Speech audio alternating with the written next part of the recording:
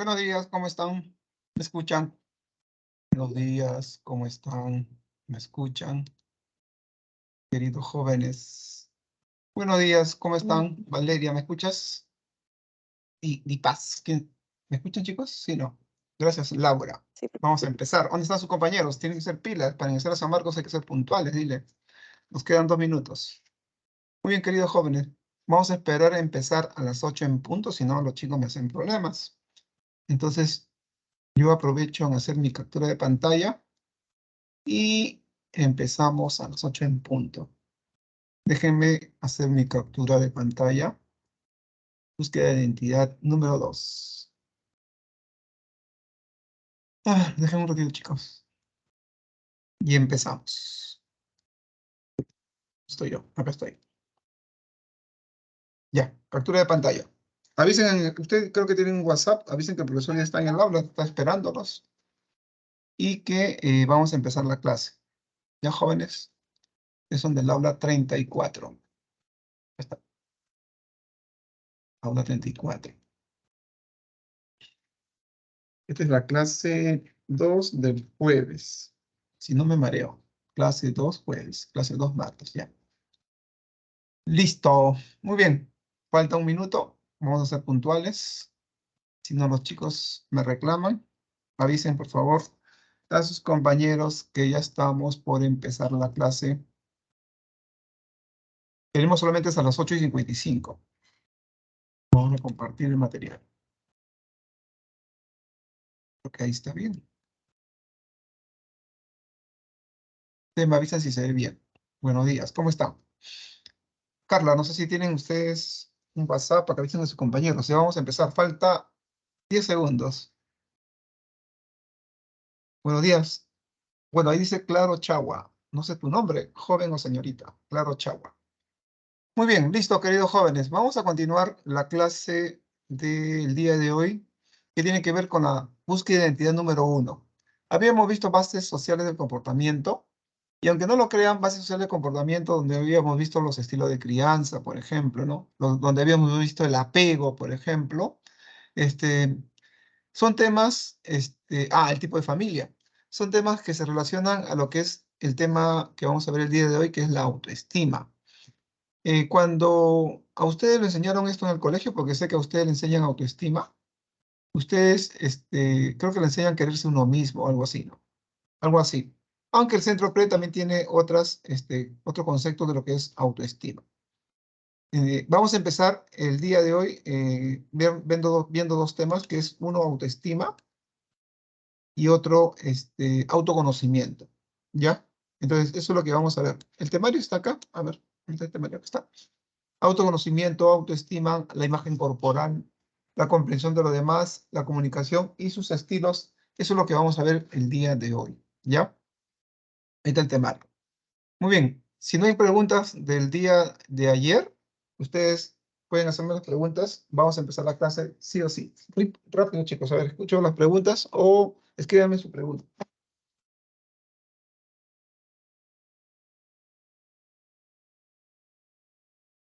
¿Ya? ¿No hay preguntas, chicos?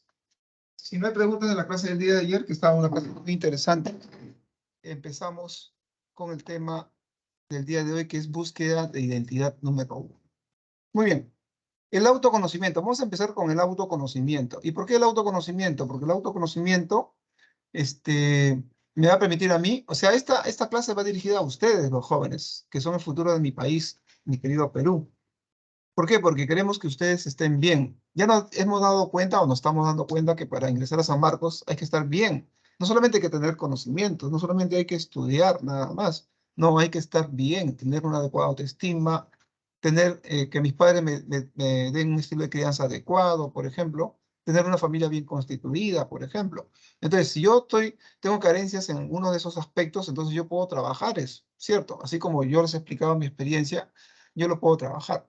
Igual, en lo que es la autoestima, que tiene como base el autoconocimiento, y el autoconocimiento, que es un proceso reflexivo, vamos a poner acá, es un proceso reflexivo que uno hace de sí mismo, ¿no? Que ustedes empezaron a hacerlo cuando entraron a la adolescencia, ¿no? Proceso reflexivo. Este proceso reflexivo que yo hago es necesario. ¿Por qué? Porque me va a permitir a mí tomar conciencia. ¿Qué es tomar conciencia? Darme cuenta. Darme cuenta. Me permite, en este caso, tomar conciencia. ¿Conciencia de qué voy a tomar conciencia? De mí mismo, pues. Conciencia de mí mismo. Ay, creo que está bien escrito. Sí. Tomar conciencia me permite tomar conciencia, la S no va, de mí mismo, de mis aspectos positivos y negativos que yo puedo ir teniendo, en la cual, si son negativos, ¿cómo yo podría trabajar? Entonces, este proceso reflexivo me permite tomar conciencia, tomar conciencia. Ahora, ¿y por qué es importante que yo me conozca a mí mismo? Que yo me conozca. ¿Por qué es importante? Porque eso va a permitir que yo sepa cómo enrumbarme en la vida. O sea, que yo, ante una propuesta, por ejemplo, de un reto que es este, que ustedes están asumiendo, de postular a San Marcos y lograr el ingreso, entonces yo quiero saber si yo tengo esas características, ¿cierto? Entonces, si yo sé que tengo ese potencial y esas características, yo digo, me propongo esta meta. Quiero ingresar a la Universidad de San Marcos porque sé que puedo hacerlo. Porque yo conozco mis debilidades, mis fortalezas, por ejemplo. Entonces, por eso que es importante que una persona tome conciencia de sí misma. ¿Ya? Y eso se llama autoconocimiento. Pero para tener autoconocimiento hay varias áreas o actitudes que lo vamos a estudiar, que son estas de acá. Entonces, el autoconocimiento es toma de conciencia. Yo ya soy un adulto, yo obvio que tengo autoconocimiento. Entonces, yo como adulto yo ya sé, pues, ¿no? ¿Qué tengo que hacer? ¿Cómo me va en mi trabajo? ¿Cómo puedo mejorar? ¿Por qué tengo que especializarme más? Llevar maestrías, doctorados, diplomados, por ejemplo, especialidades, etcétera. Entonces, yo tengo ya toma de conciencia. Pero la toma de conciencia se va a plantear en varias áreas. En las actitudes, vamos a poner acá en las actitudes, por ejemplo, esto lo ponemos así, y lo vamos a explicar qué son las actitudes, habilidades que tú tienes, destrezas, por ejemplo. No se sabe las destrezas. Hay personas que no saben sus destrezas. Hay personas que dicen, profesor, yo no me di cuenta que era muy bueno, por ejemplo, bailando danzas. No me di cuenta. Recién me he dado cuenta que yo era muy bueno bailando danzas. ¿Sabes tus actitudes? Si tú me dices, profesor, yo sé mis actitudes o la capacidad que yo tengo, entonces ya te conoces, tienes autoconocimiento, ¿cierto? Continuamos. Las motivaciones. Las motivaciones. Las motivaciones, ya lo vamos a estudiar una semana. La motivación es una energía interna que me mueve a actuar. Por eso ustedes están acá presentes. Por eso, claro, eso vamos a hablar del FODA también, Camila. Por eso ustedes están acá presentes, porque ustedes están motivados. No puede darse el caso que un chico falta clase. Imagínense, es virtual y falta clase. O no puede darse el caso que un chico entre tarde. Imagínense, es virtual y entra tarde. O sea, yo cuando estoy en el presencial, sobre todo, le digo a los jóvenes, no me digas que quieres ingresar a San Marcos. Eso yo lo veo, yo lo observo con tus conductas que tú haces. Si tú me dices que quieres ingresar a San Marcos, pero llegas tarde, faltas a clase, no participas, no repasas, no te relajas, no duermes las horas adecuadas. Entonces, con tus acciones o comportamientos me estás diciendo que no quieres ingresar a San Marcos. Por eso que no es necesario que ustedes me digan, yo quiero ingresar a San Marcos. Eso lo vemos en la motivación que tiene el estudiante.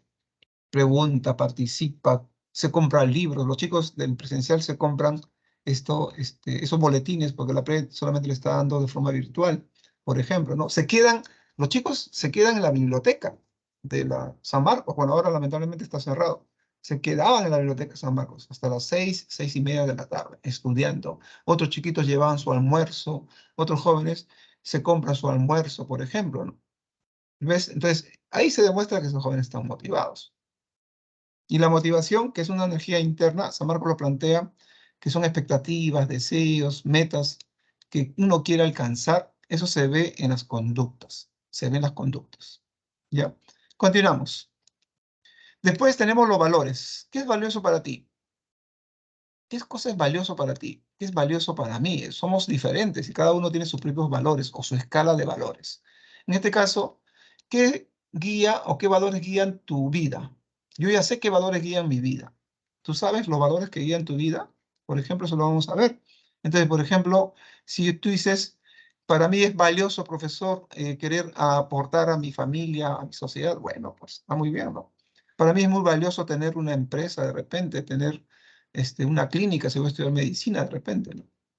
O sea, son los valores que guían tu vida y que te van a dar una dirección. Y eso también se llama autoconocimiento, porque tú no sabes, ¿y por qué quieres estudiar derecho? ¿Y por qué quieres estudiar medicina? ¿Y por qué quieres estudiar ingeniería? Ah, para ganar plata, que es válido, ¿ah?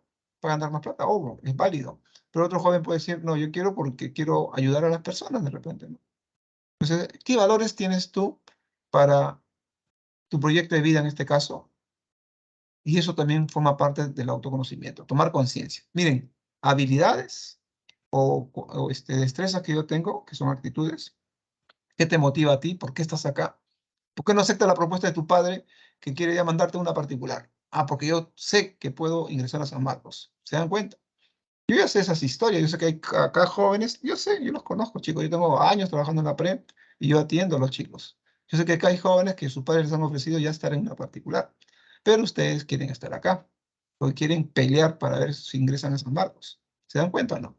¿O me equivoco? Yo los conozco, pues, jóvenes, porque yo trabajo con ustedes hace muchos años.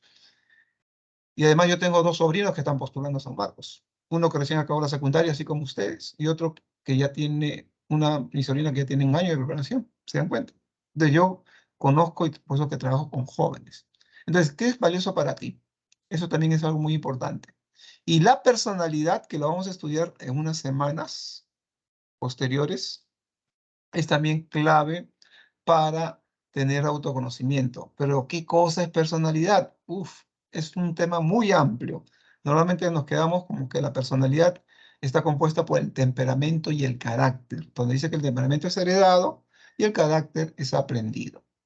La personalidad, hay muchas definiciones, es un conjunto de rasgos, dice el centro PRE, o conductas, dice el centro PRE también, que son permanentes, que son constantes, y constantes en el tiempo. Por ejemplo, yo soy así, soy amable, o soy muy colérico de repente, o muy alterado de repente desde niño, siendo adolescente, siendo adulto, ya es parte de mi personalidad, ¿no?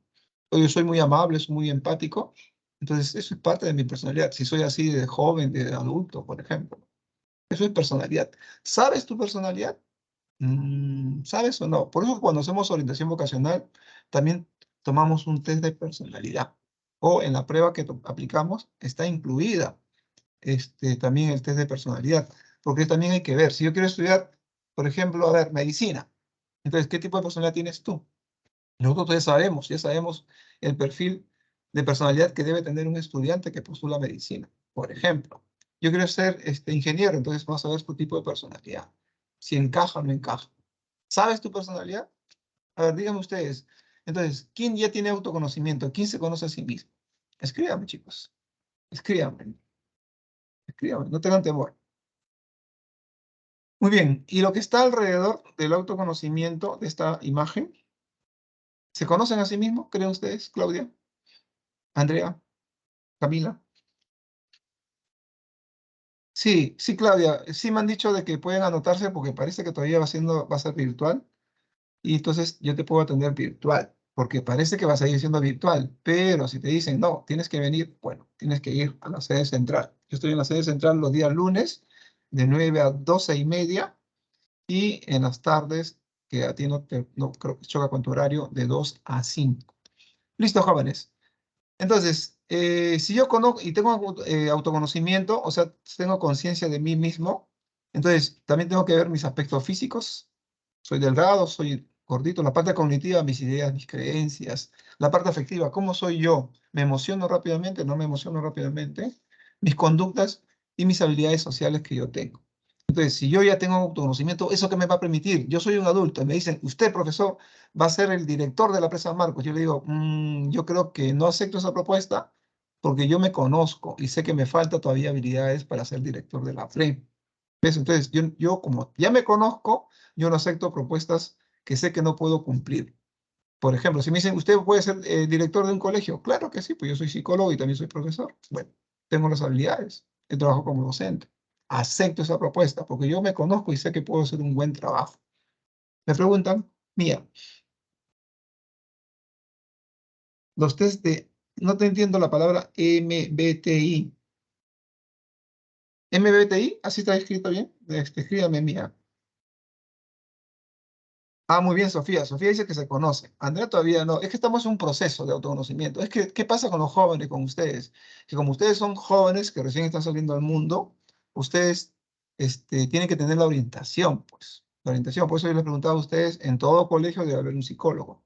Lamentablemente eso no se cumple. Profesor, Sí, escucho. hace unos días, así como jugando nomás, me hice otra vez el test vocacional ¿Ya? virtualmente y me salió medicina, pero Ya. yo estoy postulando derecho, o sea, no sé. Ah, ya. Me está escribiendo Mía. A ver, pero ¿cómo tan virtualmente? ¿Qué pruebas son las que te han aplicado, pues? Me han hecho Mira, preguntas y yo iba a responder, o bueno, en todo caso son preguntas y yo iba sumando puntos y ya, depende pero a cuántos puntos salía era la carrera, ¿no? Pero no era hay la carrera en específico, sino salía la facultad, ¿no? Medicina me salió. ya, escuchen jóvenes, y a todos les digo, ya me está preguntando, Valeria ya me mandó el SISFP, ese es el MBTI, yo no lo conocía, no lo conocía, ¿ves? Es que hay muchas pruebas que miden en la orientación vocacional. Ahora, lo que yo considero es que lo más adecuado, y eso digan a sus padres, es que todo estudiante, antes de acabar la secundaria, nosotros recomendamos en el cuarto año de secundaria, en el quinto año de secundaria, otra prueba de orientación vocacional. Cuarto año, después cuando acaba quinto año, y si es posible, si todavía hay dudas, cuando ya está postulando también, cuando va a postular. ¿Por qué? Porque pueden haber cambios. ¿Y por qué hay cambios? Porque los jóvenes, como ustedes, son un poco volubles, ¿no? Mi sobrina, por ejemplo, quería estudiar psicología. Un año con psicología, psicología, psicología. Ahora dice, no, quiero educación. Que no es un cambio radical, ¿ah? Pero ya le generó un problema a mi hermano, que es su papá, porque ella se había inscrito en el ciclo ordinario para psicología. ¿Se dan cuenta? ¿Ves? Entonces, si no estamos claros, lamentablemente no nos va a ir bien. Por eso que recomendamos eso.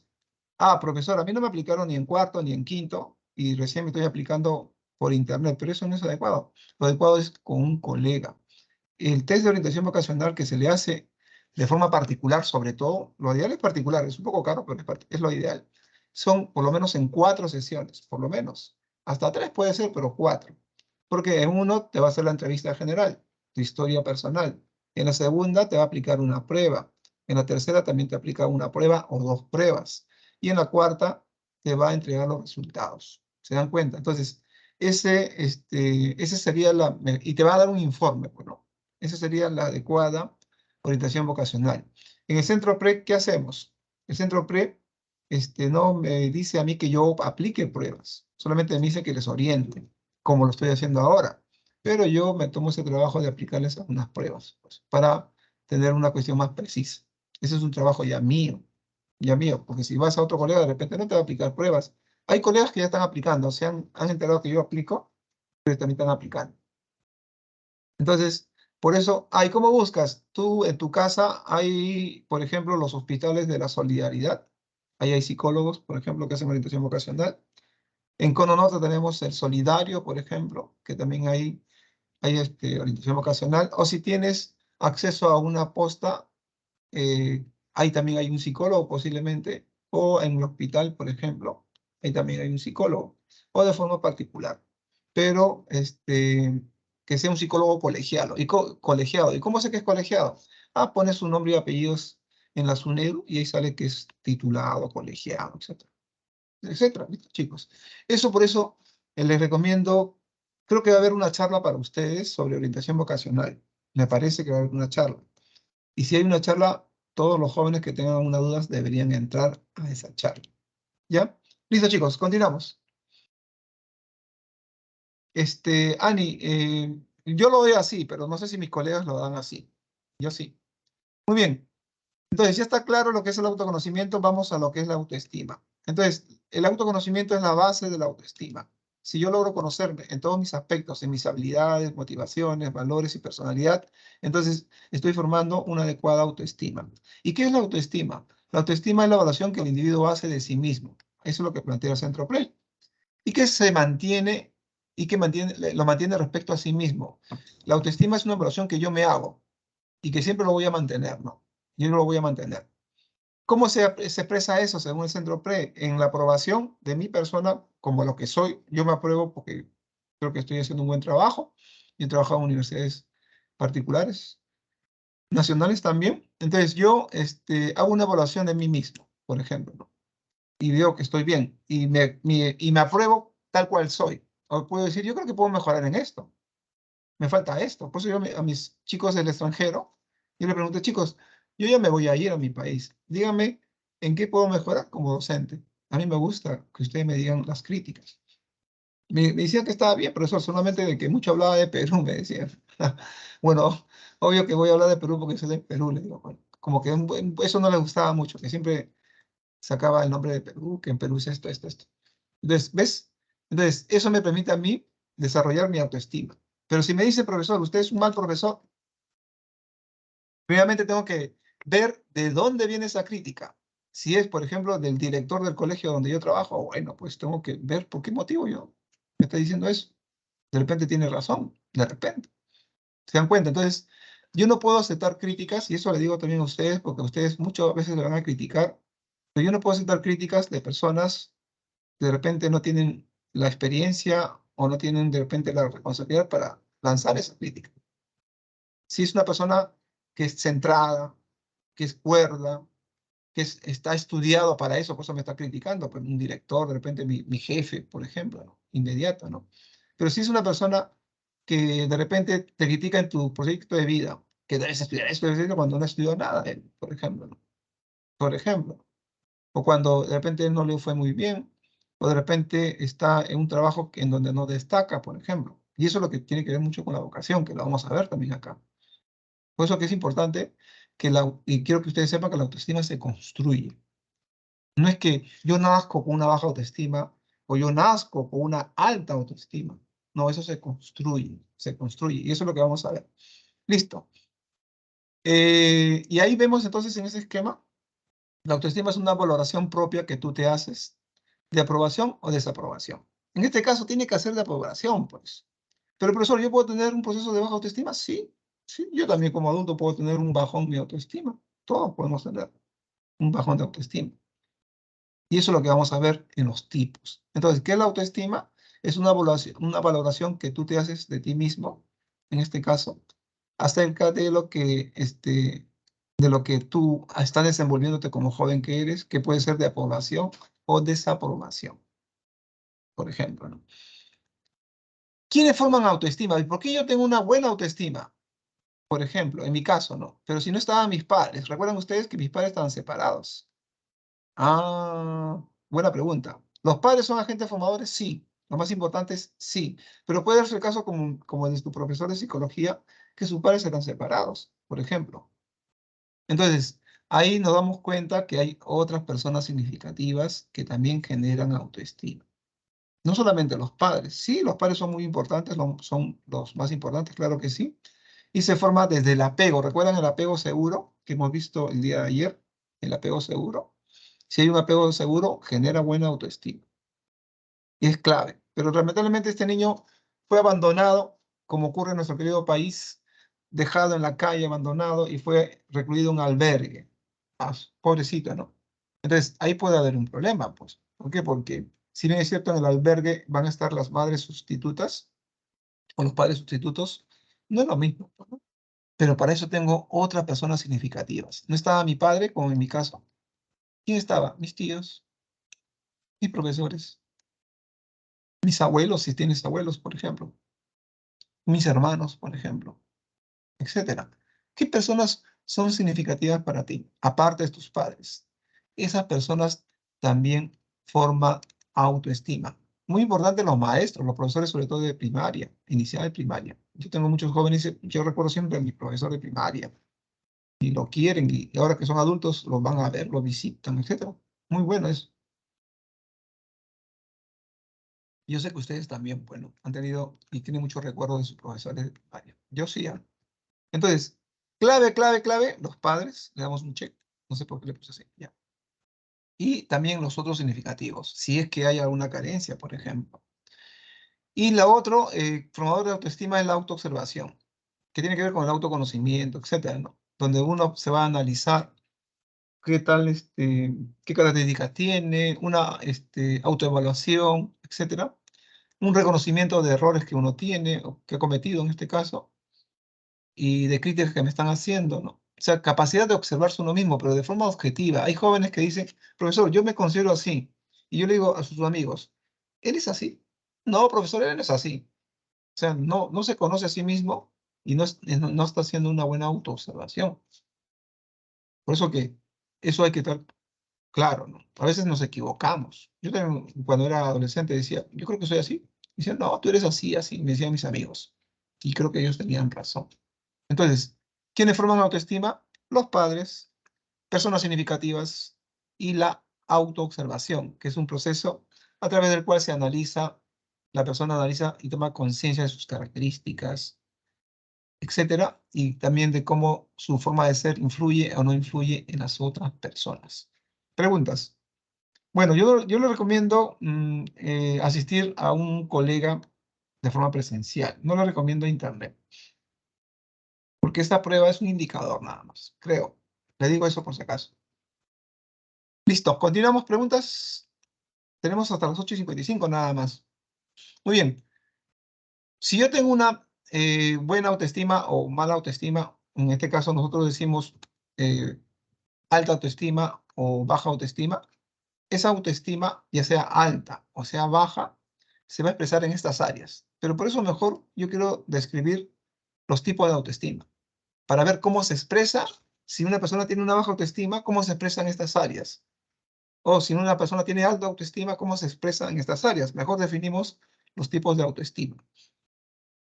Baja autoestima. Una persona con baja autoestima tiene poca confianza o poca autoconfianza. No confía en sí mismo. Creo que no puedo lograr esta meta que me estoy proponiendo. No creo, no creo. Se focaliza en sus defectos. Ah, yo soy así, así, así, así, así. Oye, ¿y tus virtudes? No tienes tus virtudes. También tienes virtudes. Todos tenemos virtudes. Todos tenemos defectos, claro que sí. Pero todos tenemos virtudes. Pero esta persona se centra en sus defectos. Todos tenemos defectos, todos tenemos virtudes, pero él se centra en sus defectos. Ah, porque tiene baja autoestima. Tiene dificultad para tomar decisiones. ¿Ahora dónde me preparo? ¿En la pre? ¿O en otra academia? ¿O en esta? ¿O en la otra? ¿Qué hago? Tus padres, yo supongo que tus padres también te han permitido a ti tomar decisiones, pero eres tú el que decide. ¿Qué estudio? Esta carrera, la otra, por ejemplo. Yo he tenido casos de personas que se han cambiado hasta de 4 veces su carrera, imagínense. Eso es terrible. Dificultades para tomar decisiones, por ejemplo. Ah, es posiblemente tenga baja autoestima. Tiene bajo nivel de asertividad, es un malcriado, puede ser agresivo. Una persona agresiva tiene baja autoestima porque, miren, esa persona es agresiva. Insulta a otra persona, agresiva, bueno. ¿Qué está buscando cuando una persona agresiva insulta, agrede a otra persona? ¿Qué está buscando esa persona? Está buscando que esa persona le responda y la agreda también a él. O sea, y ustedes piensen, ¿qué persona cuerda va a querer que la agredan? Entonces tiene baja autoestima, una persona agresiva. Como una persona también que es manipulable, o sea, también puede tener baja autoestima. Una persona manipulable, por ejemplo. Continuamos. Y también es muy sensible al rechazo social. No van a decirme esto, que me van a decir esto. Que si hago una pregunta en el salón, no van a pensar que soy un tonto, no. No hago ninguna pregunta. Mejor me quedo callado, por ejemplo.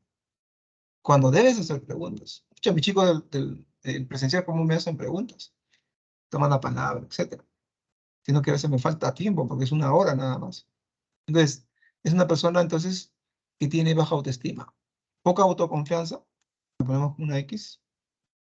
Focaliza en sus defectos nada más. Dificultad para tomar decisiones. Bajo nivel de asertividad. Y es sensible al rechazo. Entonces, si estamos diciendo que los agentes formadores de autoestima, ¿por qué esta persona tiene baja autoestima? Ah, pues no ha tenido unos padres que no le han dado un apego seguro, por ejemplo. No le han dado confianza, no han estado pendientes de él, por ejemplo. No ha tenido personas significativas, por ejemplo. No ha habido quien esté ahí. Entonces, es muy seguro que por ahí viene su baja autoestima. ¿Qué es culpa de ese niño? ¿Qué es culpa de ese adolescente porque tiene baja autoestima? No es culpa de él. No es culpa de él, porque estamos diciendo que la autoestima se forma. Se forma. No es culpa de los jóvenes si un joven tiene baja autoestima, porque eso se ha formado. Entonces, yo tengo que tomar conciencia de que de repente tengo baja autoestima, entonces yo quiero cambiar. ¿Cómo cambiar? Y ahí estamos, lo que estamos viendo el día de hoy. La autoestima, la que tienen ustedes, estoy muy seguro, es una persona, si tiene alta autoestima, reconoce fortalezas y debilidades. Sí, soy bueno, por ejemplo, en matemática, profesor, pero reconozco que soy muy desordenado. Mi debilidad, ¿no? O que me altero muy rápido, de repente, una debilidad, ¿no? Una debilidad que yo tengo, soy desordenado. Antes yo era muy desordenado, ahora soy menos, pero sigo siendo desordenado. Por ejemplo, es una debilidad. Una debilidad que yo tengo, que tenía, y creo que lo sigo teniendo, esperar que me presionen para hacer las cosas, por ejemplo. Es una debilidad. Entonces, todos conocen sus fortalezas, pero también es bueno conocer las debilidades. Y lo vamos a ver luego en FODA. Entonces, conoces tus debilidades, entonces tienes una alta autoestima. Reconoces que tienes algo que te falta. Se autorrespeta y respeta a los demás. O sea, yo no voy a permitir que alguien me insulte, por ejemplo, ¿no? Pero tampoco voy a insultar. ¿Se dan cuenta? Si me insulta, ¿quién me insultó? Uy, de repente es una persona que tiene un problema. Entonces, ¿cómo lo voy a insultar? O si es un alguien conocido, le digo, mejor conversamos en otro momento cuando estamos tranquilos, por ejemplo. Valora los logros propios y de otros. Por ejemplo, ¿no? Cristian se entera que Annie ingresó a la universidad, pero Cristian no ingresó. Entonces, Cristian llama a Annie y lo felicita, por ejemplo. Te felicito por haber logrado ingresar a la universidad. O sea, valora los logros propios, sí, y también de las otras personas, Persiste en sus objetivos. Mi objetivo es ingresar a San Marcos, y yo sé que puedo ingresarlo. Yo sé que puedo ingresar, ¿por qué? Porque tengo las características, pues me he quedado por poco, he avanzado mis estudios, entonces yo sé que puedo ingresar, y soy persistente. Yo tenía una alumna, a ver, le pongo como ejemplo, la conocí cuando acabó la secundaria, así como ustedes. Ya estoy hablando como hace 5 años, ¿no? Y ella, por ejemplo, acabó la secundaria y en esa época había el siglo extraordinario, que ahora ya no hay, en donde los chicos tenían acceso directo, los primeros puestos, pero solamente era un siglo para los chicos que acabaron quinto nada más. O sea, competías con jóvenes de quinto, ¿no? Que era más fácil, ¿no? Porque ahora compiten con chicos que han acabado hace 2, 3, 4 años. Y esta chica no ingresó, ahí la conocí, en el siglo extraordinario. No ingresó, tenía 16 años, creo, 17 años recién iba a cumplir. Y después se siguió preparando en la pre. Hizo un siglo especial, postuló, iba a medicina, no ingresó. Hizo un siglo ordinario, postuló, tanto por el siglo ordinario que tampoco ingresó. Después, en el siguiente año, bueno, ya tenía 18 años, hizo un siglo especial, perdón, un siglo ordinario, que también se quedó por poco, no ingresó. Y me parece que en octubre, a 19 años, la chica ingresó a medicina por el examen de admisión a San Marcos. Y lo que siempre tomo como ejemplo es que ella, con casi ya 19 años, ingresó a medicina a San Marcos, y su hermana, de 16 años, que había acabado justo en ese año, se metió también al siglo extraordinario, y su hermana ingresó a ingeniería. Y las dos estaban en la ceremonia que había antes de bienvenida a los cachinos. Ella, medicina humana, 19 años, y la otra, su hermana, 16 años. ¿Qué les parece? Entonces, esa chica era persistente en sus objetivos, porque tenía alta autoestima. ¿Se dan cuenta? Y presenta mayor asertividad, pues, una persona amable, ¿no? Una persona que no va a ser agresiva, etcétera, etcétera. Esa persona tiene alta autoestima. Preguntas. Se han quedado callados, no sé por qué. ¿No les gustó la historia de mi alumnita? Ya debe estar en el sexto siglo de medicina, sexto, octavo ya. Preguntas, chicos. ¿Me dejaron solo? Ani se fue. Yumit, Mía, Hola, profe. Maite, ¿me dejaron solo? Ah, claro que sí, pues. Además, postulaba una carrera más de menos puntaje, Ani. Ah, ya, Claudia, gracias.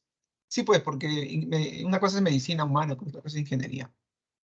Gracias, Valeria. ¿Cuántas historias tengo para contarles? Me quedaría todo el día contándoles. Ah, la de MEB, no la conozco, amiga. No la conozco, más bien voy a estudiarlo. Ya sé en qué consiste. Lo estoy copiando el MBIT. Ahí está, MBITI. Y voy a ver qué tanta validez tiene esa prueba. ¿Ya? Narcisista, no puedo decir que yo soy narcisista porque el narcisismo que lo vamos a estudiar en personalidad es un trastorno de la personalidad. Yo puedo decir, yo pienso mucho en mí, es otra cosa, pero no puedo decir que eres narcisista. Ya hay que hablar ya correctamente. Ese es un trastorno que lo vamos a ver en el futuro. En la semana número 7 u 8, creo. Yumi me pregunta. Yo no quiero asustarte, Yumi, yo quiero motivarte para que tú sigas adelante. No, es que por eso que yo me planteo un objetivo. Bueno, usted dice, profesor, yo quiero medicina humana. Bueno, a los chicos de medicina humana, ya ustedes saben que medicina humana es una carrera que pide el puntaje más alto. Entonces vamos a ver tu avance. Como esa chica, ¿no? Esa chica veía su avance, veía su avance. Que le tomó casi 2 años, sí, pues, pero hay chicos que le toman un año. He visto chicos que ingresan con un año nada más a medicina. Estamos hablando de medicina, por si acaso. No, Andrea, no te sientas sensible. Lo que queremos es que hay que ser realistas. Y si tú, Andrea y todos los chicos acá se conocen sus habilidades, conocen sus debilidades también. Si yo conozco mi debilidad, yo trabajo mi debilidad, pues, ¿no? Conocen que pueden avanzar. Por eso que vamos a ir poco a poco, ¿no? Yo sé que ustedes van a hacer, creo que ustedes son su primer examen que van a dar este año, ¿no? Y como yo como padre, porque yo soy padre, le puedo exigir a mi hija que ya ingrese a la universidad y a medicina todavía, cuando recién tiene 2 meses de preparación. No te pases, pues, papá. No te pases, mamá. 2 meses de preparación, ¿ya quieren ingresar a medicina? Recién acabando la secundaria. Un poco complejo. ¿Que hay casos raros? Sí, sí hay casos raros. Pero la señorita Pierina, por ejemplo, del primer puesto de medicina en San Marcos de marzo del año pasado, ella decía, por ejemplo, que le tomó, creo que 4 exámenes. Yo le voy a mandar el enlace. Acá está. Para que ustedes lo lean con sus padres. Entrevista a la señorita Pierina. Y ella, muy hábil, tenía a un psicólogo que lo ayudaba, ingresante a la Universidad Nacional Mayor de San Marcos. Y ella, como tenía el apoyo de un psicólogo, acá está, miren, acá está. Le voy a mandar el enlace para que ustedes lo tengan. Ella tenía el apoyo de un psicólogo y la orientó, pues ella no, ya quería dejar de estudiar, ya, por ejemplo. Y por eso que tuvo el apoyo de un psicólogo e ingresó a la universidad. Léanlo, ahí está, ya le mandé. Mira, 2 años dice Jennifer. Ya le mandé el enlace. Lo leen luego, ¿ya? Continuamos, queridos jóvenes. O sea, hay que ver nuestro potencial. O sea, hay que ver el potencial. ¿Yo puedo rendir para esta carrera? Sí. ¿Me van a demandar un año de repente? Sí, por lo menos. Pero hay jóvenes que dicen, profesor, yo creo que sí puedo ingresar a medicina, pero me va a tomar mucho tiempo. Entonces, mejor estudio una carrera que también de la salud, por ejemplo. Ya depende de cada uno, bueno. Es un proyecto de vida. Vamos a hacer la otra semana proyecto de vida. O sea, yo tengo que hacer un proyecto de mi vida. Yo tengo que hacer un proyecto en mi vida, por ejemplo, ¿no? O sea, ¿a qué carrera voy a postular? Muy bien, tal carrera. ¿Cuánto tiempo voy a dedicarlo a prepararme? ¿Cuánto tiempo? Algunos padres dicen, profesor, está perdiendo tiempo mi hija preparándose. No, no está perdiendo tiempo, está aprendiendo muchas cosas.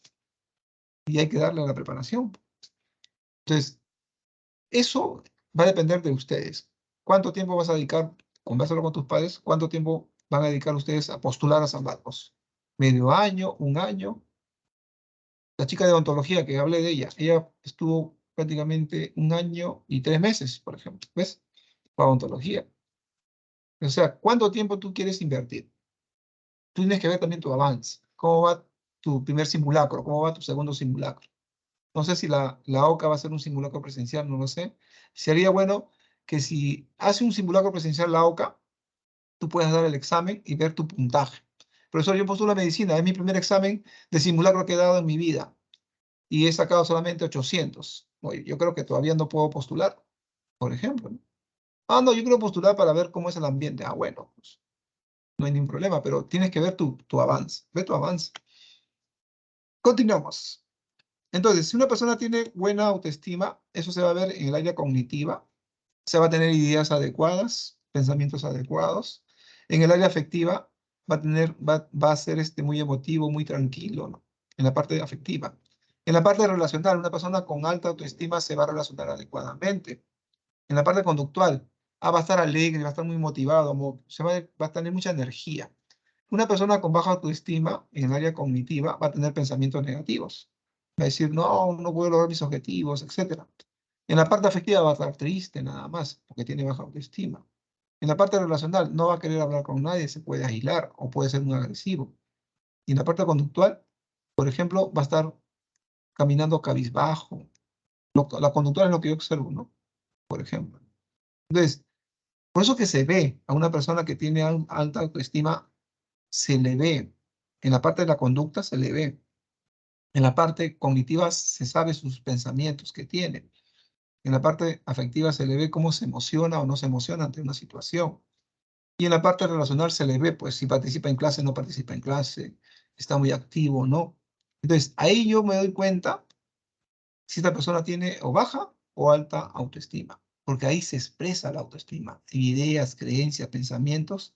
Eso es cognitivo, ideas, creencias, pensamientos, emociones, sentimientos en la parte afectiva. Forma de relacionarnos, cómo conversa con otras personas, se relaciona con otras personas. Y conducta, cómo es sus movimientos, sus gestos, etcétera, ¿no? Ahí se le va a apreciar si tiene una baja autoestima o si tiene una alta autoestima. ¿Alguna pregunta? ¿Continuamos? Uy, no va a ganar la hora, chicos. Si me preguntas. Continuamos. Tenemos hasta las 8:55, ¿no? Muy bien. El APRE también nos está poniendo la falsa autoestima. Falsa autoestima. Bueno, vamos a poner...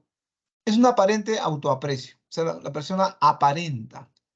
Aparenta, ¿no? Yo conocí también casos de personas que aparentan que tienen una buena autoestima.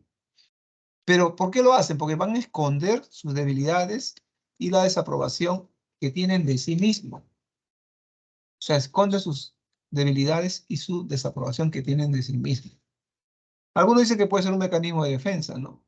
Que lo vamos a estudiar. Un mecanismo de defensa es un mecanismo por el cual la persona hace algo para ocultar su verdadero motivo de repente. Se relaciona con actitud manipuladora, puede ser un manipulador y es soberbio. Yo no me equivoco. Todos se han equivocado, yo nunca me equivoco, por ejemplo. Manipuladora, ¿no? Yo sé más que tú, yo sé esto, yo sé lo otro. Esa es una falsa autoestima. En el fondo tiene una baja autoestima, ¿no? Pero él aparenta. El de la baja autoestima, la persona con baja autoestima se le ve, ¿no? La persona con alta autoestima se ve sus ideas, creencias, pensamientos. En la persona con baja, falsa autoestima, no, él como que nos engaña, ¿no? Porque él aparenta, adrede. A veces lo hace como un mecanismo de defensa. A veces lo hace como mecanismo de defensa. Muy bien, esta es la escalera de la autoestima, la escalera de la autoestima. Miren ustedes, está el autoconocimiento, que es la base. Ustedes también lo tienen ahí en su separata. Ya hemos visto que es el autoconocimiento, conocerse en sus diferentes aspectos, qué necesito, qué habilidades tengo, etc. El autoconcepto, está en su separata, es lo que cada persona piensa de sí mismo, ¿no? ¿Qué concepto tiene de ti mismo? Por ejemplo, ¿no? Tenemos un concepto general de nosotros mismos que es bueno o malo de repente, y conceptos específicos de cada uno de nuestros roles. La autoevaluación, ahí está su nombre, lo dice, autoevaluación, capacidad interna de yo evaluarme a mí mismo. Yo me voy a evaluar, creo que me equivoqué, tengo que pedir perdón o disculpas, por ejemplo, ¿no? Autoevaluación, yo me evalúo, ¿estoy avanzando o no estoy avanzando en mis estudios? Autoevaluación. Autoaceptación, hay que aceptarnos tal cual somos, por ejemplo. O sea, con mis debilidades y con mis fortalezas, hay que aceptarnos, tanto física como también cognitivamente, por ejemplo, ¿no? Autoaceptación. La autoaceptación es querernos sin condiciones. Así soy, pues, ¿qué voy a hacer? Ah, lo que tengo de malo tengo que cambiarlo. Soy delgado, soy alto, soy bajo, soy gordito. Autoaceptación. El autorrespeto supone prestar atención a las propias necesidades para satisfacerlas. O sea, yo no puedo, o sea, acá no puede estar un joven que no haya tomado desayuno. Pues, oye, ¿qué pasa? No te respetas a ti mismo, tu salud, por ejemplo. Autorrespeto. Mis necesidades yo los satisfago, por ejemplo, ¿no? Y también, si yo me autorrespeto, tengo que expresar lo que yo siento, no quedarme callado ante una injusticia de repente, ¿no? ¿Por qué? Porque se estaba faltando respeto a mí mismo, estoy faltando el respeto a mí mismo. Y la autoestima que ya hemos estudiado, que es una síntesis de todo esto. O sea, que todo esto que está debajo de la autoestima va a conformar lo que en sí sería lo que está arriba, que es la autoestima. ¿Cómo podemos hacer para mejorar nuestra autoestima? Muy bien, Laura. Entonces, yo tengo que ver esto. A ver, gracias, Laura. Acá está. Ah, entonces, esto de acá. De repente no tuve unos padres que me generaron una buena autoestima porque de repente mis padres no me ayudaron, me bloqueaban. Tengo un padre, por ejemplo, que a su hija, sobre todo, la maltrataba, la castigaba, no le permitía salir, le decía que no era una buena estudiante. Pues el padre es el problema. Entonces, como es una joven ya, tiene que tomar conciencia. Ah, mis padres estaban, creo que, con problemas personales.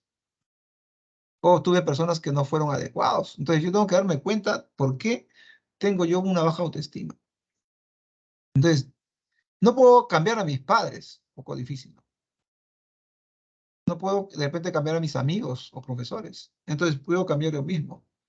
Sí, puedo cambiar yo mismo. O sea, darme cuenta de que estos señores necesitan apoyo, pues, y que lamentablemente no han sido unos buenos padres o unos buenos personas significativas para mí.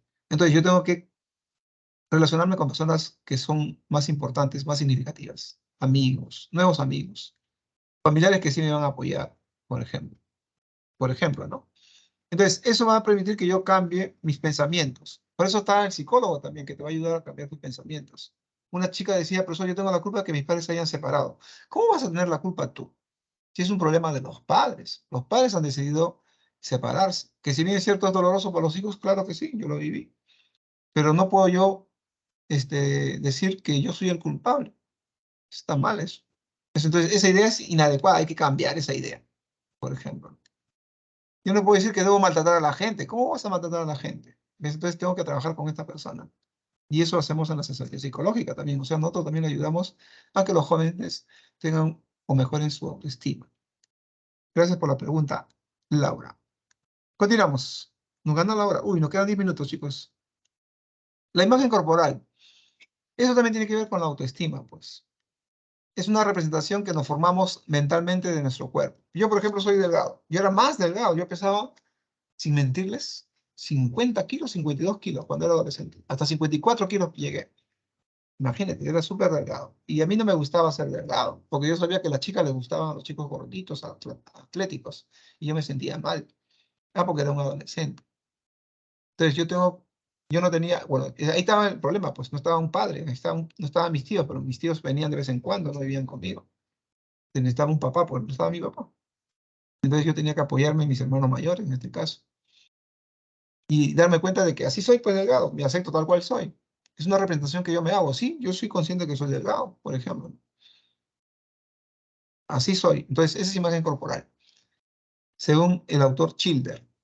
¿Pero puede haber alguna distorsión? Sí, puede haber distorsiones de la imagen corporal, personas que no tienen una representación adecuada de su figura física, que le va a llevar a anorexia, que ya ustedes saben qué cosa es, a no comer para bajar de peso, porque ella se mira en el espejo y se ve que está gordita, cuando no está gordita. Entonces ella tiene ya una distorsión que tiene que tratarse ya pues con los especialistas. O la bulimia, que ya ustedes saben en qué consiste la bulimia. La persona después de comer se siente mal y empieza a vomitar. Igual va a ser extremadamente delgada, pues, que también tiene que pasar por un proceso de atención, tanto psicológica como también psiquiátrica. Y la vigorexia, sobre todo que sean los varones, el querer tener un cuerpo perfecto y atlético, e incluso de consumir sustancias anabólicos, por ejemplo, o inyectarse hormonas, por ejemplo, para tener el cuerpo perfecto. Cuando todos le dicen, oye, estás bien tu cuerpo, no, pero yo quiero tener más músculo, que también es una distorsión de la imagen corporal, por ejemplo. Ahora, normalmente eso se presenta en la adolescencia y se presenta más en el caso de las mujeres, y es por eso que hay que trabajar más con nuestras hijas. Yo tengo una hija, por si acaso, para que no caigan en esta problemática. Comprensión de los demás, competencias sociales. Una persona competente es una persona que tiene asertividad, que es la adecuada comunicación. Una persona asertiva respeta los turnos, por ejemplo. Respeta lo que opina otra persona. Yo opino sobre esto, sobre el gobierno. Yo no opino lo mismo que tú, estoy contrario a esto, a tu opinión. Entonces yo lo respeto. Asertividad. Ya, pero eso Estrella, esa persona tiene que ser llevada a un especialista, a un psiquiatra, a un psicólogo y a un psiquiatra, para que se puede superar eso, sí se puede superar. Los padres tienen que actuar inmediatamente, ¿no? Entonces, una persona asertiva es una persona que tiene la adecuada comunicación, una persona asertiva. Entonces, como es asertiva, no es malcriada, se relaciona muy bien con las personas que están en su entorno, es competente socialmente. Una persona que tiene escucha activa es saber escuchar. Escucha activa es saber escuchar. Una persona que tiene escucha activa respeta los turnos. Muy bien. Ya te escuché, ahora quiero dar mi opinión. Entiende lo que te está diciendo la otra persona, ¿no? Pues, tiene escucha activa. Pues, entiende lo que me está diciendo. Yo lo entiendo. Una persona que tiene competencia social tiene empatía. ¿Qué es la empatía? Usted lo entiende como ponerse en el lugar del otro, ¿cierto? La empatía. ¿Qué es la empatía? Ponerse en el lugar del otro, pero nosotros decimos es la capacidad de sentir los sentimientos, de darnos cuenta o de comprender los sentimientos y emociones de las otras personas. Ya, yo trato de tener empatía, sentimientos y emociones de las otras personas. ¿Por qué tengo empatía? Porque mi hija postuló a San Marcos, no ingresó. Mi sobrina postuló a San Marcos, sí ingresó. Yo ahora tengo 2 sobrinos postulando a San Marcos, que son hijos de mis hermanos. ¿Se dan cuenta? Entonces yo trato de tener empatía con ustedes. Yo trato de tener empatía con ustedes.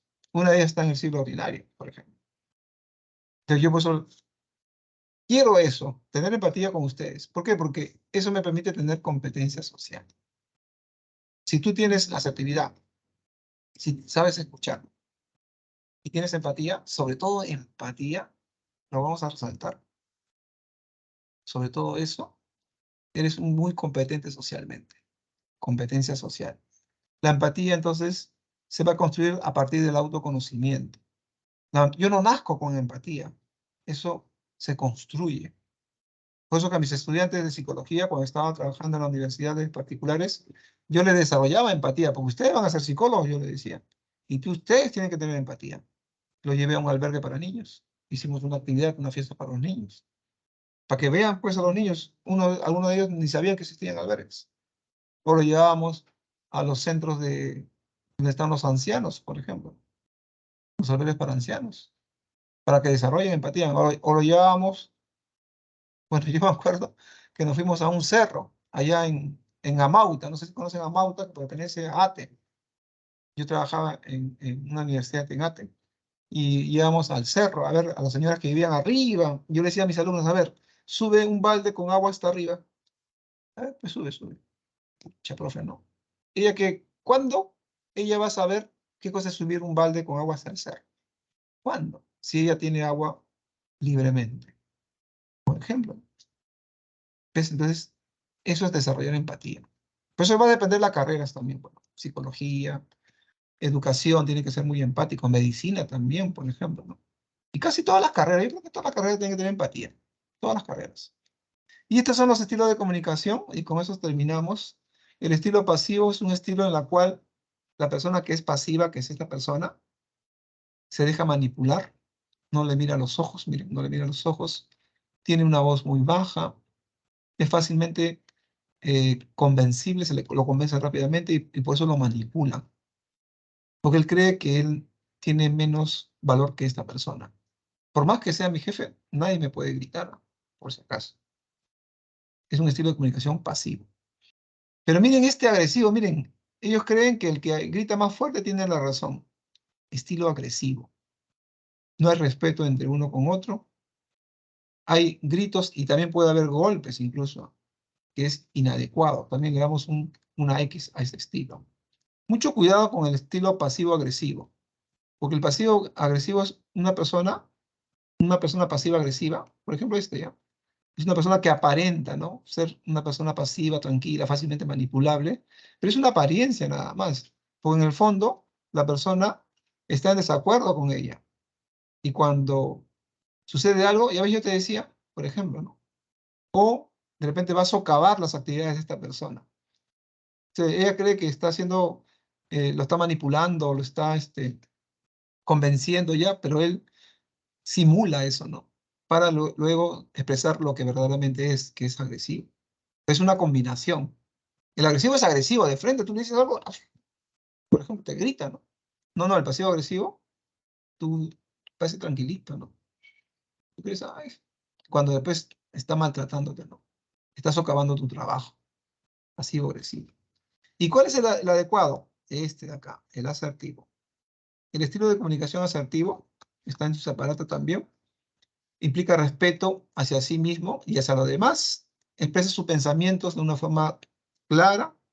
Respeta las opiniones de otras personas, por ejemplo. Sus emociones suelen ser positivas. Tiene emociones positivas. Es muy amable, muy cortés. Es responsable de lo que hace. Ay, discúlpeme, yo tengo la culpa. Discúlpeme. Asume sus errores, por ejemplo. Asume sus errores. Listo, jóvenes. Nos quedan 2 minutos. Vamos a las preguntas. ¿Qué les pareció este segundo tema? ¿Les ha gustado? Miren, ayer también hubo un tema muy interesante. ¿Les ha gustado el tema o no les ha gustado? Estrella, Andrea, Ayelín, sí, Noemí, Jennifer. Una chica me escribe. Yanela, Ani.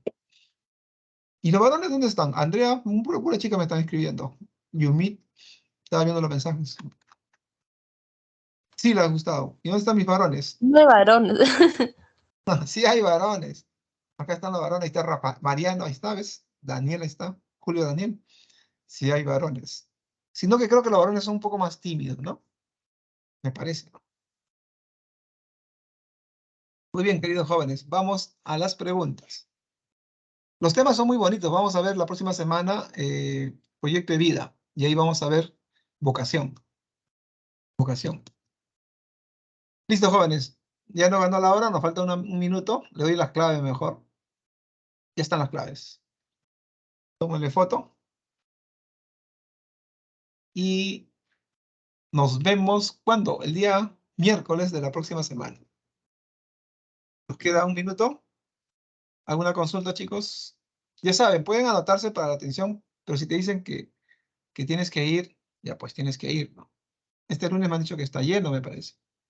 Este lunes creo que voy a atender virtual porque yo creo que esta coyuntura está un poco compleja. Listo, jóvenes. Nos vemos el día lunes. Gracias por estar acá. Gracias por querer ser alguien en la vida. Ahí está mi colega, Miss. ¿Cómo está? Le dejo. Puntual, Miss, ¿ah? Chao. Chao, chicos. Cuídense. Hasta luego, Chao. profesor. Buenos días con todos, chicos. Buenos días con todos. Bien. Vamos a iniciar nuestras clases de literatura. Bien, voy a compartir la diapositiva. Vayan cambiando de separata de sus clases de psicología. Bien, vamos a comenzar.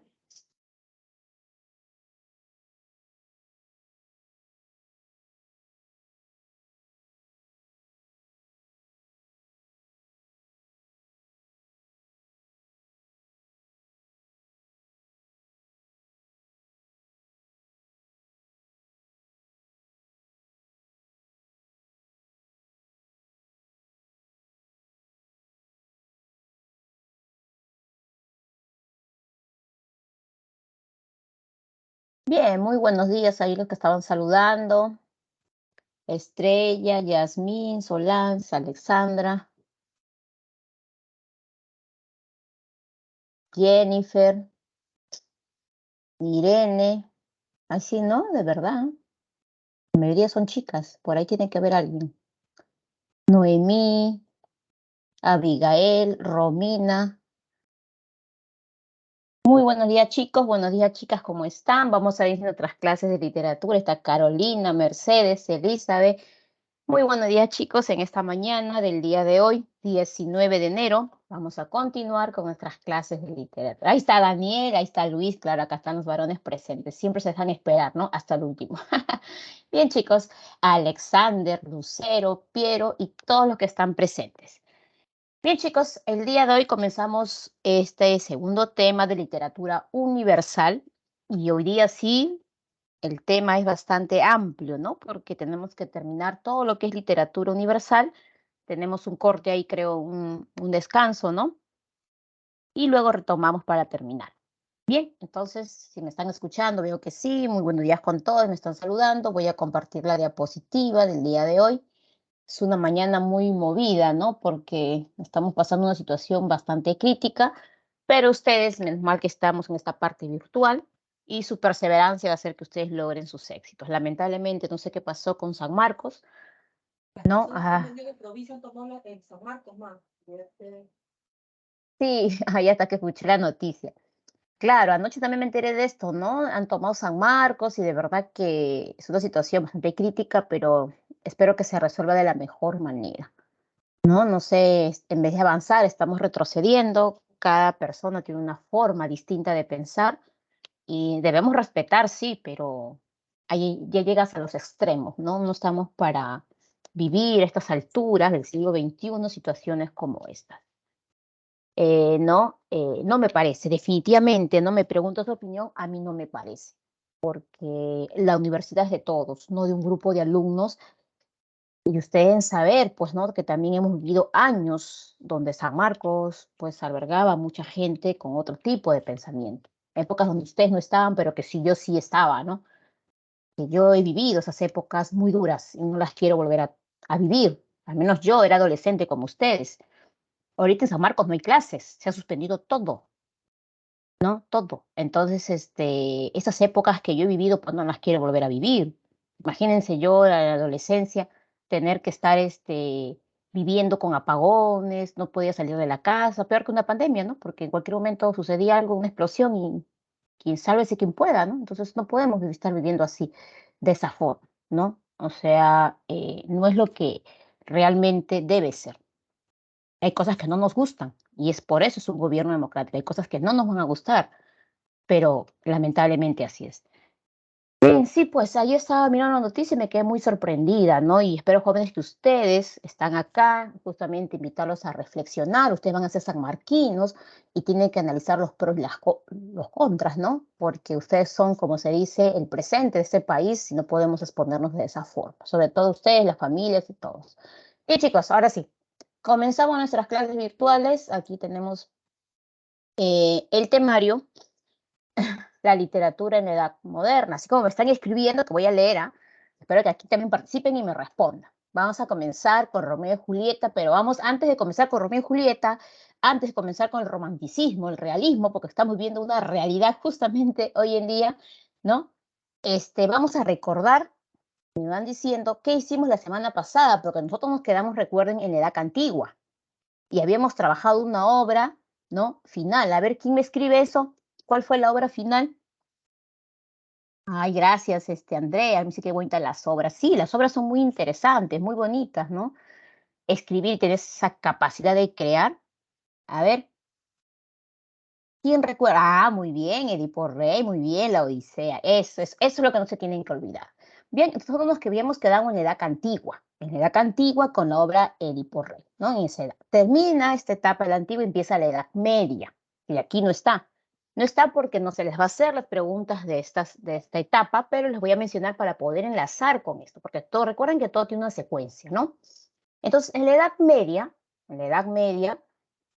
a partir de la caída del Imperio Romano de Occidente hasta el siglo XV, que dura la Edad Media, es una etapa, pues definitivamente, con un tema muy importante que tiene que ver con el poder de la Iglesia, ¿no? Las monarquías, la Iglesia y sobre todo, pues, el pensamiento teocéntrico, ¿no? Es una etapa bastante dura, una etapa donde hay bastantes cambios, ¿no? Porque se deja de lado, pues, nuestras creencias a los muchos dioses para pasar a una etapa distinta, que es el pensamiento teocéntrico, ¿no? La Iglesia tiene mucho poder.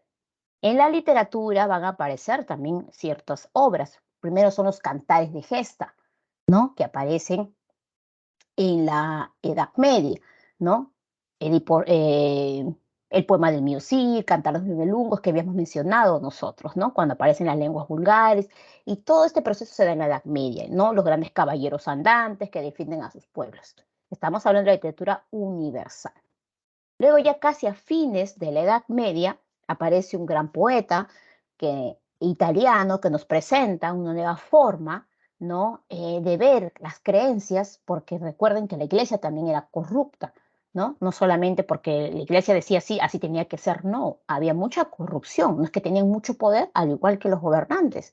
Entonces aparece pues una forma de criticar y sobre todo hacer reflexionar a las personas con la obra Divina Comedia de Dante Alighieri. Dante Alighieri, poeta pre-renacentista, casi a fines de la Edad Media nos presenta esta obra, ¿no? Divina Comedia, para hacer ver pues los pecados, ¿no? Y aquí definitivamente nos plantea tres espacios muy importantes, que es el infierno, el purgatorio y el paraíso, y que cambia la perspectiva del pensamiento en aquellas épocas, ¿no? Porque ahora la gente ya no quiere cometer pecados, porque si no vas a ir al infierno, ¿no? Y vas a estar castigado ahí en la hoguera, ¿no? Quemándote si eres un traidor, ¿no? Si eres un lujurioso, también quedabas ahí y así, ¿no? Entonces luego viene el purgatorio y finalmente el paraíso, ¿no? Entonces esa era la forma de cómo Dante quiere explicar esta Santísima Trinidad a la sociedad de aquel entonces.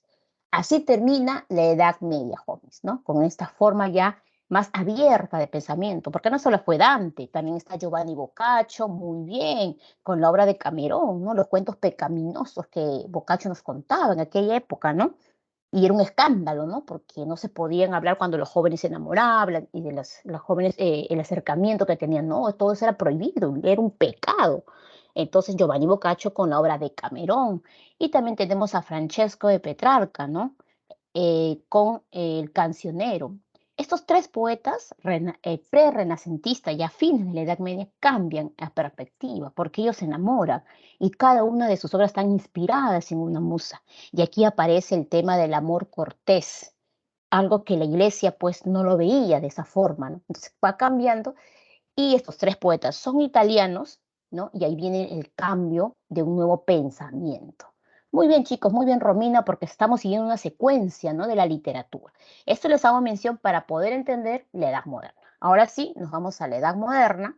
Ya hemos dejado la Edad Media, hemos terminado con el pensamiento teocéntrico para pasar a la Edad Moderna, una edad de cambios, donde vamos a encontrar ya movimientos como es el Renacimiento del siglo XVI. Y si ya Dante, Boccaccio y Petrarca nos hablaban de un cambio, porque ellos van a ser los pre-renacentistas italianos, el Renacimiento, por ello, su lugar, su origen es Italia, justamente es Italia. Italia nos presenta el Renacimiento y se extiende por toda Europa, ¿no? Luego vamos a ver el barroco del siglo XVII, movimiento también que se genera más en España a nivel de toda Europa, y el momento de la Ilustración, que se va a desarrollar en Francia en el siglo XVIII. Bien, en el caso de la Ilustración es un movimiento político y a la vez literario, ¿no? Y que se centra pues en el pensamiento del llamado siglo de las luces. Y lo vamos a ver a continuación. Listo, chicos, aquí nos centramos ahora. Bien, así rápidamente vamos a ver las tres etapas con los grandes cambios, como les decía. Eso lo tengo que tener claro. Ustedes lo tienen en su separata ahí. Entonces, hasta ahí todo está claro. Claro, claro, se llega a los extremos, obviamente, pues, ¿no? A leer las obras, en el caso de las cuitas del joven Werther, en el caso de los cuentos, ¿no? De Decamerón también, los jóvenes tenían muchas prohibiciones, mayormente se centraba en los adultos, pues la vida en aquellas épocas se centraba en las personas adultas. Si los niños, los jóvenes no llegaban a ser adultos, la sociedad no le interesaba, porque los adultos regían el mandato, ¿no? Entonces, por eso que no hay mucho, no se habla mucho de los niños, no se habla mucho de los jóvenes. Por eso que este tipo de literatura era mejor dicho, para los adultos, no era para los niños, ¿no? Porque no se tomaba en cuenta mucho a los niños. Si se morían en el camino por las diversas enfermedades, bueno, ¿no? El que lograba sobrevivir, el que llegaba a la edad adulta, ¿no? Todo esto va a ir cambiando, obviamente, en el transcurso de los años. También es historia, es parte de todo el contexto. Bien, ahora sí, muy bien, chicos, gracias por escribir por aquí y vamos a llegar que se llega a los extremos, como dice su compañera ahí, ¿no? A los extremos. Hoy en día nadie se va a matar por amor, nadie va a leer la obra de los cuentos de Camerón y se va a escapar de su casa, no, pues eso ya no es, ¿no? Eso eran en otras épocas, ¿no? Antes el de Camerón se prohibía leer, la iglesia lo prohibió leer. Hoy en día tú compras el Camerón, te lees los cuentos, no tienen nada de novedoso a lo que tú estás viviendo en un contexto real ahora. Hasta cosas peores se ven. Entonces, pero en esas épocas era muy distinto, ¿no? Entonces, hay que tener en cuenta estos detalles. Bien, chicos, Edad Moderna. Renacimiento siglo XVI, ya estamos diciendo que el Renacimiento surge en Italia, ¿no? En el siglo XVI es el momento más importante que se tiene a nivel mundial, porque es una forma de que se va a renovar el ser humano, su pensamiento, ¿no? Es inicio de un periodo nuevo, un periodo de florecimiento, por eso se llama renacimiento, el florecimiento a una vida cultural, intelectual, ¿no? En todas las artes y también a nivel político, social, porque recuerden que en el siglo XVI, ¿qué se descubre? ¿Qué se descubre a nivel, ¿no? De América, ¿no? Hay un gran descubrimiento, el descubrimiento de América, que marca justamente a nivel político un cambio, ¿no? Porque España domina América. Entonces hay todo un cambio, un florecimiento, un renacer, donde el pensamiento aquí es el pensamiento antropocéntrico, es decir, el hombre es el centro ahora del conocimiento y de la cultura. Ya no solamente es Dios. Aquí no es que se olviden de la iglesia, no, no, la iglesia sigue teniendo su poder, pero ya no al extremo de resolver los problemas de la sociedad.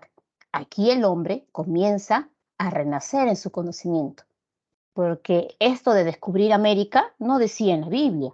El hombre lo descubre, dándose cuenta que la tierra era pues redonda y no era la cuadrada como se creía, y que al final del abismo había monstruos, porque así se pensaba en aquella época. Pero no siempre falta alguien que dice, no, voy a investigar, y se va, ¿no? Y descubre que más allá del mar seguía y habían otros espacios. Entonces, todo esto abarca la etapa del Renacimiento. Hay un interés por la cultura de la antigüedad, sí, cierto, porque recuerden que las culturas de la antigüedad, tanto Grecia como Roma, fueron modelos de arte. Recuerden, los géneros literarios, ¿dónde estaban? En Grecia. Las figuras literarias, ¿dónde se dan? En Grecia. Entonces se genera el teatro en Grecia. Entonces, y Roma, ustedes saben que los romanos imitaron a los griegos. Entonces, estas culturas van a ser modelos en el caso de la parte artística, ¿no? Se va a buscar, como se dice, no seguir y mejorar estos modelos que había, tanto en la poesía, ¿no? En la parte narrativa, en la parte del teatro, ¿no? Lo que se va a dar ya en la Edad Moderna. Entonces, ese es el llamado Renacimiento. Interés por la cultura de la antigüedad, predomina el antropocentrismo, hemos hablado del descubrimiento de América, el factor religioso pues no se olvida, pero sí pierde un poco de interés porque el hombre se centra en sus conocimientos, en su cultura, los grandes descubrimientos que aparecen en aquella época, y surge el llamado humanismo, ¿no? Que es parte ya del interés del estudio del hombre, ¿no? Esta es parte también de la historia. Bien, ¿qué otros desarrollos? Hay mucho avance en la ciencia, en la tecnología, aparecen grandes descubridores, ¿no? De Nicolás Copérnico, Galileo Galilei, la importancia de la imprenta que aparece en aquellas épocas, ¿no? Entonces, todo esto se va a dar a nivel de toda Europa, ¿ya? Bien, ahora vamos a ver, ustedes tienen en su separata algunos autores. Erasmo de Rotterdam, que es un autor holandés que escribe el elogio de la locura.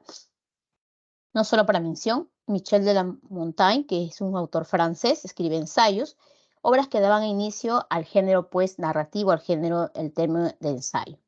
Y a otros autores más que se les menciona ahí. En el caso de la literatura inglesa, vamos a mencionar nosotros a William Shakespeare, entre el Renacimiento y el Barroco, ¿no? Que vamos a ver luego a continuación. Bien, luego tenemos en el siglo XVII el Barroco. El Barroco también lo vamos a ver en la literatura española, porque ahí donde se concentra más, donde alcanza su mayor éxito va a ser en España. Es una literatura que se desarrolla en un corto tiempo del siglo XVII, perdón, ¿no? Y debido a que Europa pasaba por una crisis, ¿no? Una crisis justamente por la formación de los diferentes estados, entonces es donde la gente recurre al arte para olvidar los problemas que existían en la época. Y es así como esta literatura y los autores desarrollan esa literatura con mayor complejidad para, como se dice, que las personas puedan olvidarse de los problemas. En esa época mucha gente no sabía ni leer ni escribir. ¿no? La parte de la educación estaba olvidada en Europa, solamente los privilegiados podían hacer esto, pero el arte sí, el arte era una forma de todo el mundo accedía. Y entonces es por ello que esta literatura es una forma, ¿no? De poder, como se dice, rescatar, ¿no? Esta cultura que se tenía, pues, ¿no? En la época. Entonces, esta literatura barroca es un impulso de cultura, es una literatura de mucha complejidad formal, llena de adornos, cargada de adornos. Estamos hablando en todas las artes, no solamente la literatura. Cuando hablamos cargado de adornos, vean esta imagen que está aquí de una iglesia. La literatura clásica son columnas de manera frontal, formal, rectas, y en este caso el estilo barroco está lleno de adornos, ¿no? En la arquitectura se muestra mucho. En la ciudad de Lima, las iglesias del centro de Lima tienen el estilo barroco, por lo general son un estilo recargado, piedras talladas, ¿no?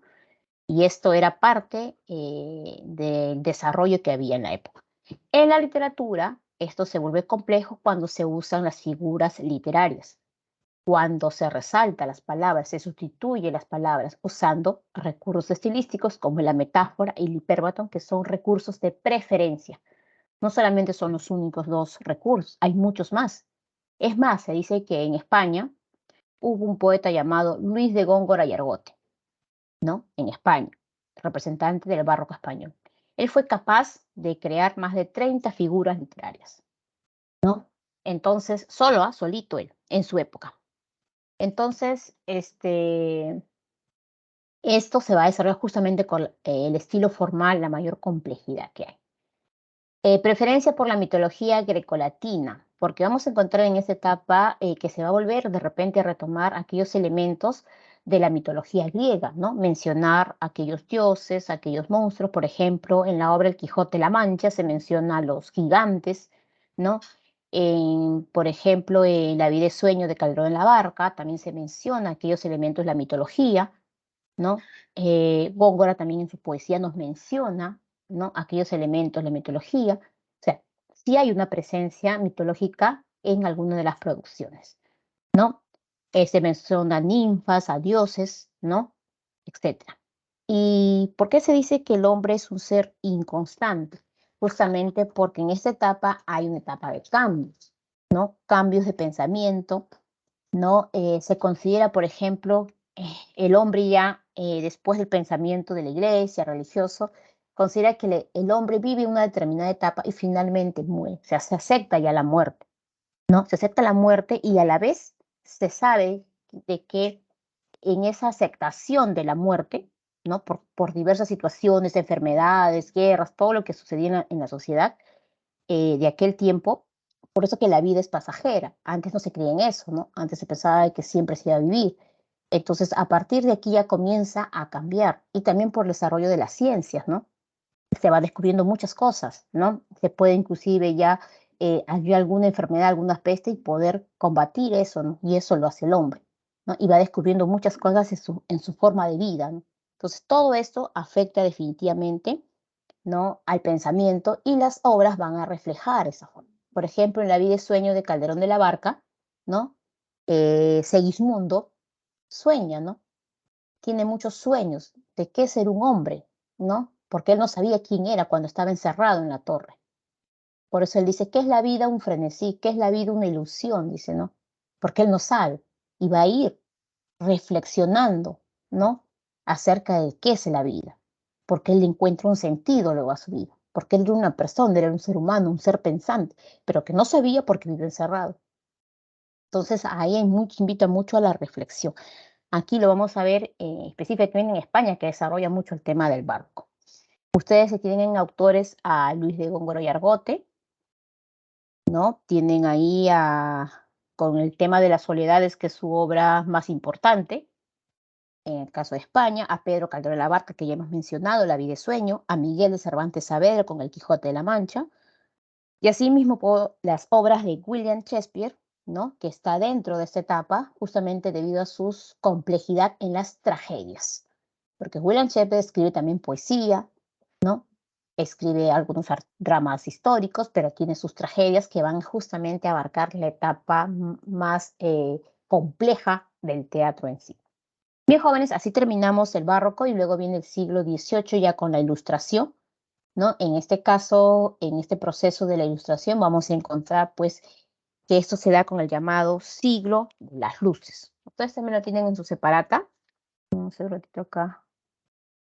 Antes de ir a William Shakespeare, vamos a terminar con la Ilustración, ¿ya? Ustedes lo tienen ahí también en su separata, para terminar. Es el llamado siglo de las luces, es el desarrollo, el despertar, ¿no? El progreso y la razón. Aquí Francia se impone, ¿no? Se acerca a la ciencia, a la filosofía, a los cambios, ¿no?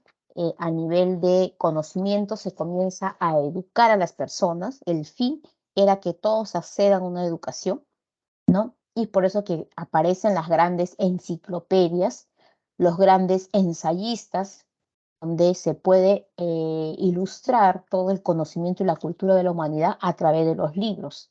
Y aquí hay una serie de cambios, definitivamente, ¿no? A nosotros nos interesa lo que es la parte artística. En la parte artística, en el siglo XVIII, se llama neoclasicismo, que es el centro del arte y la cultura, ¿no? Porque lo otro es historia. A nosotros nos interesa el neoclasicismo, que es el despertar de el interés por la razón y el progreso, ¿no? Eso se va a dar en el siglo XVIII, ¿ya? Hasta ahí nomás lo dejamos y nos pasamos ahora a William Shakespeare, porque nos gana el tiempo. Bien, espero que todo esté claro hasta ahí y ustedes también lo tienen en su separata y nos vamos a William Shakespeare con Romeo y Julieta. Bien, entonces William Shakespeare, como ustedes tienen ahí en su separata, ¿no? Es uno de los poetas ingleses que está en un periodo de transición. Y vean su edad, pues, ¿no? 1564, 1616. Entonces, él está entre el Renacimiento y el Barroco. En el Renacimiento, por sus primeras producciones literarias, de cómo tiene sus inicios William Shakespeare, ¿no? Y luego cómo termina con sus grandes tragedias. Y las grandes tragedias que él tiene ya tienen el estilo barroco, por la complejidad, ¿no? Porque todas terminan en muerte. Todas estas 5 tragedias más importantes conocidas de este gran autor. William Shakespeare nace en Strong-on-Avon, vivió toda su vida en Londres, ¿no? En la capital de Inglaterra, pero fue de una condición muy humilde. Y nosotros lo estudiamos, lo conocemos por una gran figura en la literatura, pero solo llegó a la educación primaria, le podríamos decir, o elemental, aprendió a leer y a escribir, nada más. Su familia era muy pobre, del campo, así que él tuvo que a la edad de 18 años venir a la ciudad de Londres, ya era casado con sus hijos, ¿no? Porque se casaban jóvenes en la época, y en Londres inicia su carrera, inicia en la calle, con un pequeño carruaje, limpiando, ayudando. Así va a llegar a los grandes teatros en Londres, y estando allí en Londres, ¿no? Limpiando, ¿no? Comienza limpiando los teatros y así poco a poco va a entrar a los grandes teatros, ¿no? Con papeles muy, muy cortos, muy simples, ¿no? Con personajes secundarios y así, gracias a su intelecto y su vasta cultura, logra ser hasta actor, luego logra ser director, ¿no? Guionista de sus propias obras. O sea, la fama de William Shakespeare viene desde ahí, desde lo más, ¿no? De abajo, como se dice, ¿no? Pero era un gran hombre con mucha capacidad intelectual.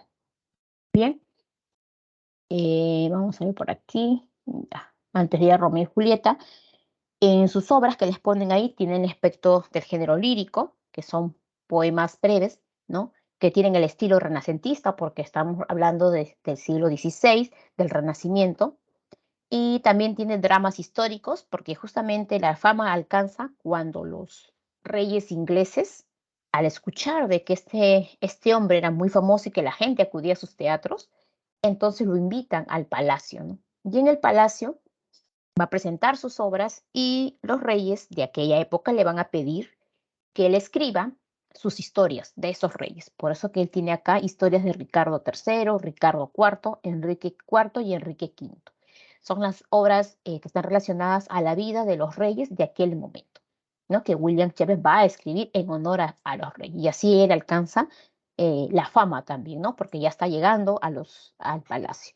En comedias tiene Sueño, Noche, Verano, Mercader de Venecia, y en las tragedias, como vemos ahí, Romeo y Julieta, que representa la pasión, al amor, Otelo, que representa los celos, que es un hombre capaz, ¿no? De matar a su esposa por celos nada más, y eran celos pues equivocados, porque ella nunca lo engañó. Y es por eso que estas obras terminan en esas tragedias, ¿no? Hamlet, la duda de encontrar al asesino de su padre, Magmer y el Rey Lear, ¿no? Bien, todas estas obras representan justamente las máximas tragedias de este gran autor. Bien, avanzamos y ahora nos vamos a... Ah, Tirso de Molina, claro, Tirso de Molina es español. Bien, muy bien. Nos vamos a Romeo y Julieta, y ustedes tienen ahí características formales, pertenece al género dramático, especie es una tragedia en 5 actos, porque recuerden que todavía se va a seguir los modelos ¿no? De la literatura clásica, y en esos tiempos todavía pues podía escribir entre 4 o 5 actos, y que eran obras bastante, ¿cómo se dice?, cortas, porque en España, por ejemplo, había obras con 20 actos, el caso de la tragicomedia de Calixto y Melibea, ¿no? O sea, todavía no había esta unidad estable del teatro, que es lo que conocemos hoy en día con 3 actos, no, todavía había 5 o 6, ¿no? Esto dependía todavía de los países, ¿no? Al presentar sus primeras obras teatrales. El estilo, gran riqueza poética con abundantes metáforas. Eso sí, ¿no? Aquí cuando vamos a ver nosotros algunos fragmentos de los diálogos de Romeo, de Julieta, se utilizan mucho las metáforas, ¿no? Justamente por el sentimiento del amor. Estos jóvenes enamorados idealizan el amor, y eso hace que se utilice este recurso llamado metáfora. Y recuerden que en el barroco hay el uso excesivo de las figuras literarias. Bien, entonces de ahí esa gran riqueza poética en abundantes metáforas. Combina el verso y la prosa. Definitivamente cuando el personaje, ¿no?, se declara, se inspira y utiliza el verso, ¿no?, en ese momento. Y hay momentos que se utiliza la prosa para designar otros roles, ¿no? Entonces por eso es que se combina verso y prosa. Bien, vamos a ir al argumento así rápidamente de Romeo y Julieta. La obra está dividida en 5 actos. Ustedes lo tienen por ahí. Sí, acá está. Ya, vamos a ir en síntesis de lo que sucede. Bien, en la primera parte de Romeo y Julieta vamos a tener en cuenta nosotros primero 2 espacios. Primero es Verona, donde se van a realizar los hechos, y luego Mantua, donde huye Romeo. ¿Ya? Entonces todo esto pasa en Verona, es una ciudad de Italia. Bien, en el primer acto vamos a ver nosotros que la historia se va a iniciar ya con una riña de la familia Montesco y Capuleto. 2 familias muy importantes en la ciudad de Verona, pero que tenían riñas que venían de años atrás, hasta siglos podemos decir, y que cada familia lo fue heredando, muchos de ellos sin saber cuáles eran los pleitos. Estas riñas habían llegado inclusive hasta los propios criados, porque, por ejemplo, en la plaza, en el mercado de Verona, donde se vendía, o en las plazas, cuando se encontraban 2 empleados, ¿no?, 2 criados de Montescos o Capuleto, hasta ellos se miraban mal, o sea, llegaban a esos extremos. Se dice que el príncipe de Verona había dado pues un ultimátum a ambas familias, porque como hasta los empleados se peleaban, había dicho de que pues este tipo de situaciones no podían seguir, así que les había prohibido estos tipos de riñas, así que ellos ya tenían antemano eso. Entonces cada uno vivía, ¿no?, su riña de manera separada, al extremo de que la familia Montesco y Capuleto se conocían por el caminar, por el andar, por el hablar. O sea, a distancias, a leguas, o sea, tanto se hace la exageración de estas riñas. Un día se dice de que Romeo se encontraba con sus amigos en la plaza de Verona, y llega un criado de los Capuleto preguntando por unas direcciones, unos lugares, porque era un mensajero. Y es ahí donde Romeo ve esta invitación de los Capuleto, y entonces él, al observar esta invitación, le llama mucho la atención. ¿Por qué? Porque Romeo estaba enamorado de Rosalía, ¿no?, que era una Capuleto. O sea, ya la había visto y se había enamorado de ella, pero Rosalía no le hacía caso. Entonces Romeo, al ver una invitación de los Capuleto, de la presentación de de la hija de Capuleto, él aprovecha esto para poder ir a buscar a su amada. Entonces, los amigos de Romeo, sus primos, sus amigos, Benvolio, Mercurio, le dicen, no, que es un peligro ir a al Palacio de los Capuletos. Pero como era una fiesta, ¿no? Entonces usaban los antifaz, tapándose el rostro. Y él decía que no van a ser identificados. Así que, porque él quería ver a su amada y quería declararle su amor a esta joven. Entonces Romeo y sus amigos se van a la fiesta y entran a la casa de los Capuletos. Nadie se va a dar cuenta de ellos porque habían bastante personas, bastante gente. Pero hay uno de los jóvenes Capuletos que sí se va a dar cuenta. Se va a dar cuenta por qué. No porque los distingue de rostro, sino porque los ve caminar, los ve actuar y los ve sospechosos. Y entonces este joven le dice al padre de Julieta que algunos montescos, ¿no? Han llegado a la fiesta y hay que echarlos. El padre de Julieta le dice a su sobrino, Tebaldo, que no quiere problemas, ¿no? Que ya Julieta va a presentarse en la sala y que si fueran Montescos, él mismo le va a pedir que se retire, pero por ahora no haga nada. Esta rencilla significó de que Tebaldo, ¿no? Se moleste y comience a mirar a este grupo de jóvenes.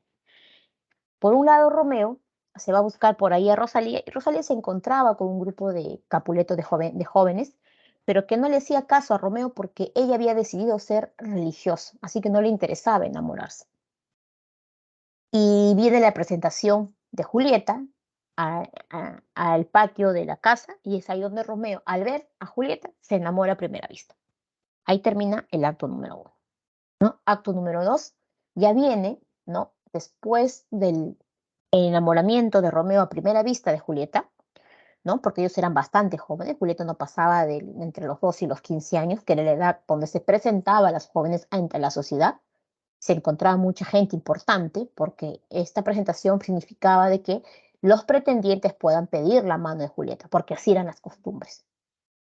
Entonces, Romeo, al enamorarse de Julieta a primera vista, ¿no? Se va a acercar a ella, ¿no?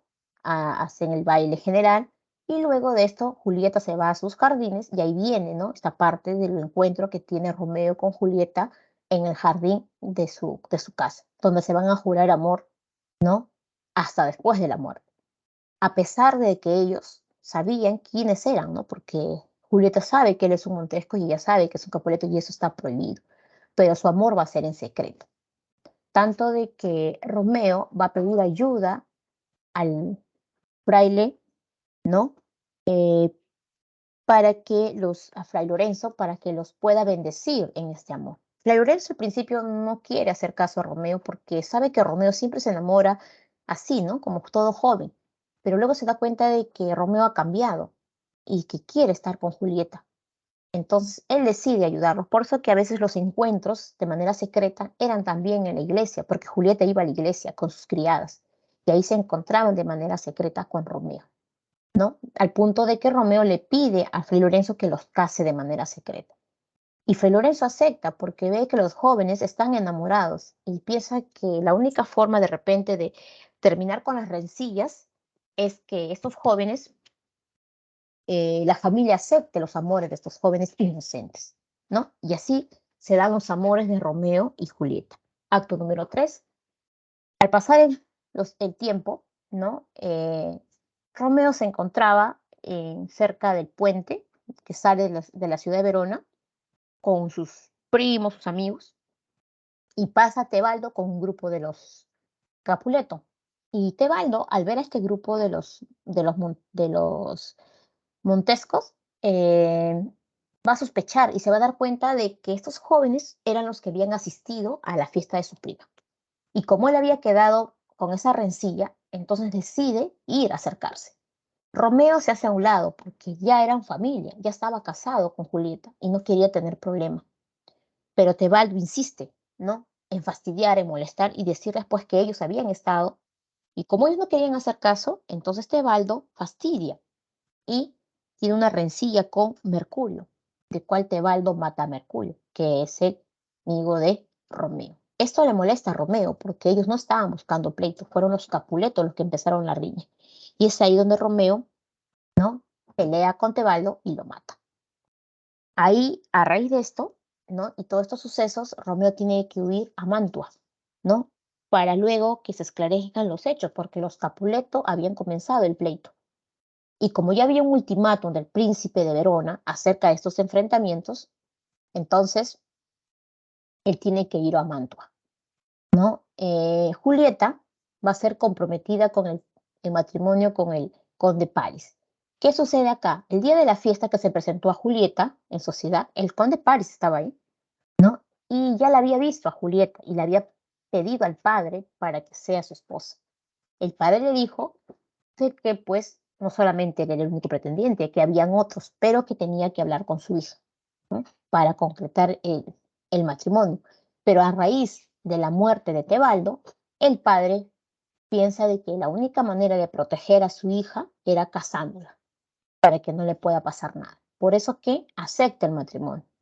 Julieta, al escuchar esto, porque ella ya está casada en secreto, ¿no?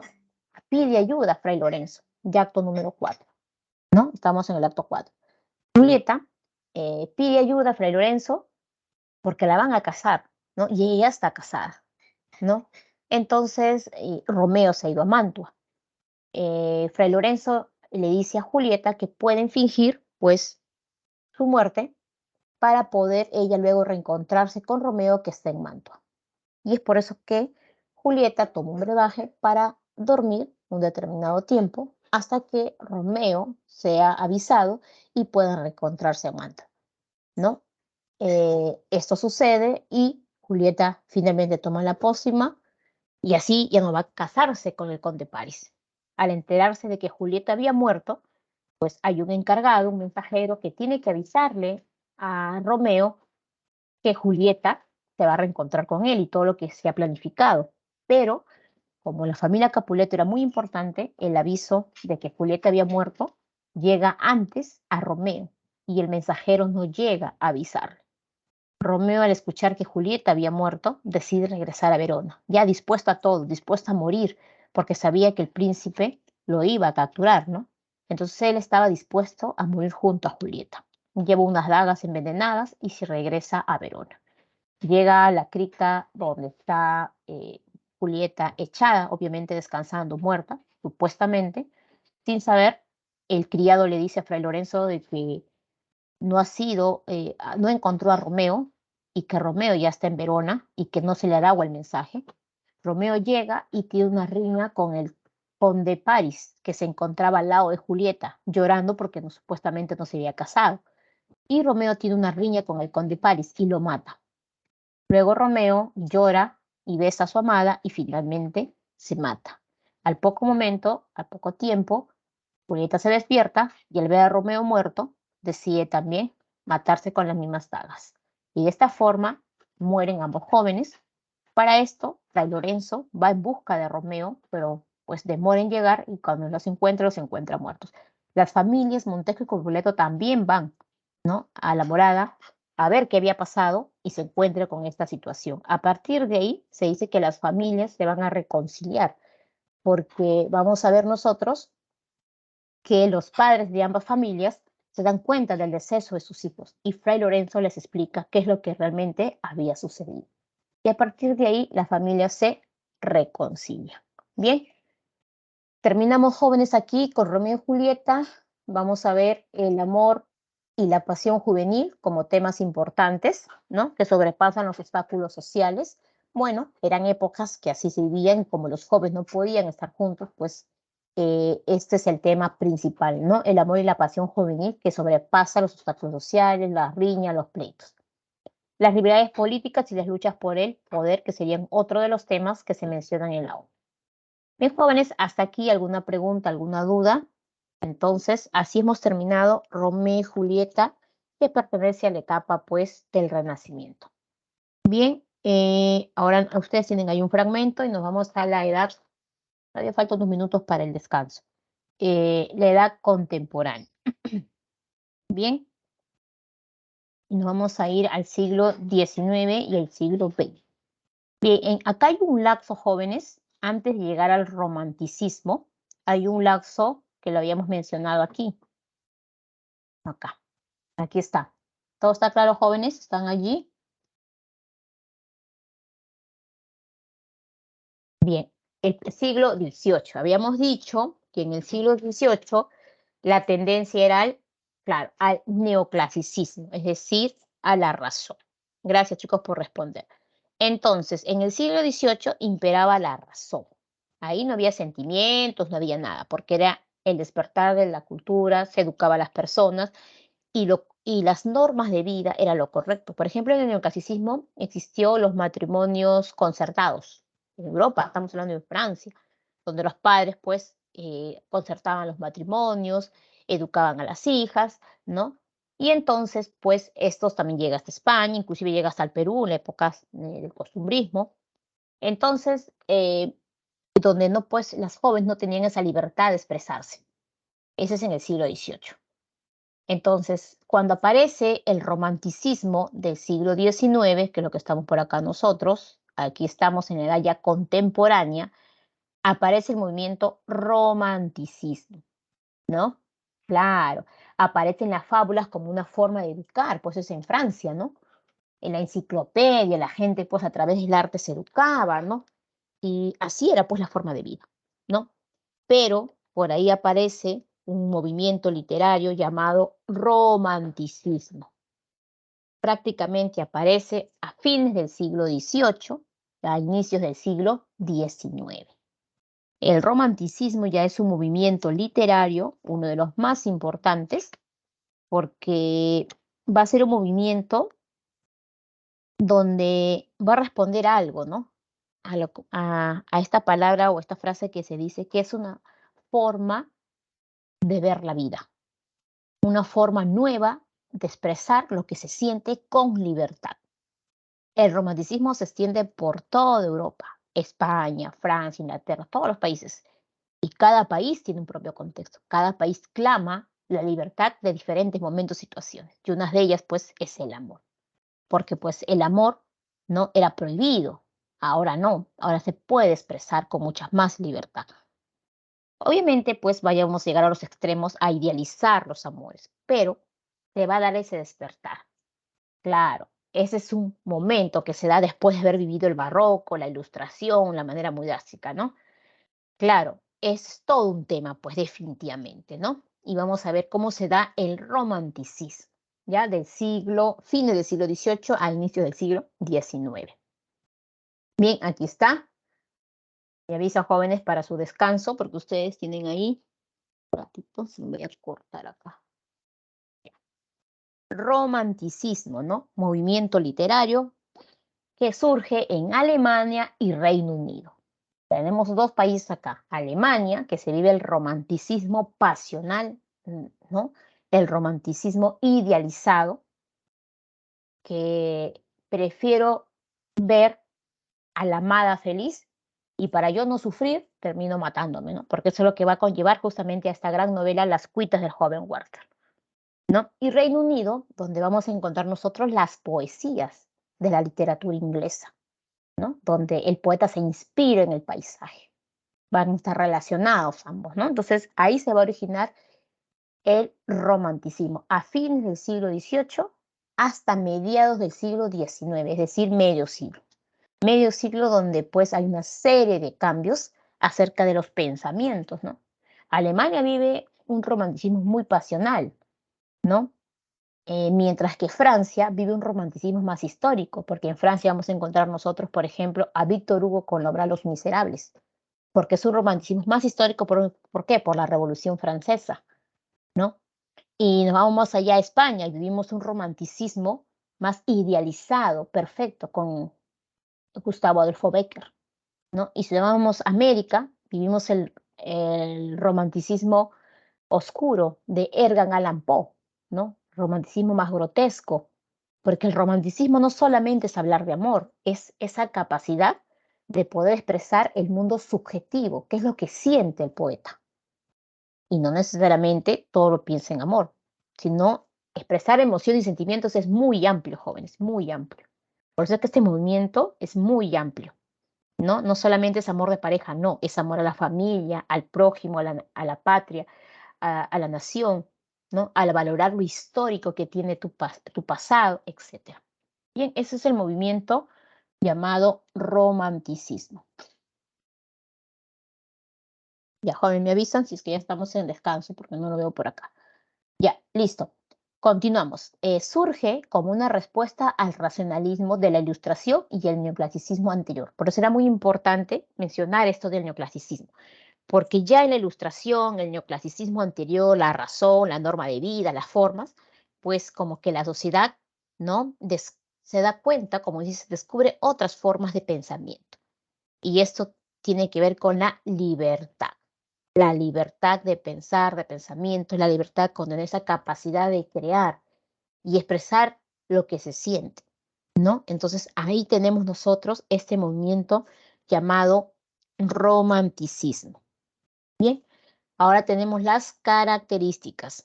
La primera es la subjetividad, ¿no? ¿Qué quiere decir subjetividad? Que tiene que ver con el mundo interior del poeta, donde predominan los sentimientos, las emociones, el amor, ¿no? En todos sus aspectos. Esa es la subjetividad. Bien, eso tiene que ver con el individualismo y el culto al yo, porque aquí se centra en el yo personal, ¿no? ¿Qué es lo que siente la persona y cómo lo va a transmitir? El romántico es más individualista, muchas veces se aleja del bullicio de la ciudad para inspirarse solo, así como vemos la imagen, ¿no? Ahí hay un hombre que está sentado en una piedra y está mirando el mundo, y ahí nace su inspiración. Ese es el culto al yo. No necesita, ¿no?, de estar rodeado de personas para poder inspirarse, no, porque ahí descubre su propio mundo interior. Eso genera, pues, que exalta a una libertad creadora, ¿no? Es capaz de crear cosas inexplicables, ¿no? Así como Becker decía, por una mirada un mundo, por una sonrisa el cielo, por un beso, yo no sé qué te dirá por un beso. O sea, esa capacidad de crear, ¿no? Y rodearse de una naturaleza, porque el romántico se rodea de la naturaleza de su espacio. Becker decía, hoy el cielo y la tierra me sonríen, ¿no? Hoy la he visto en mi mirada, hoy creo en Dios, ¿no?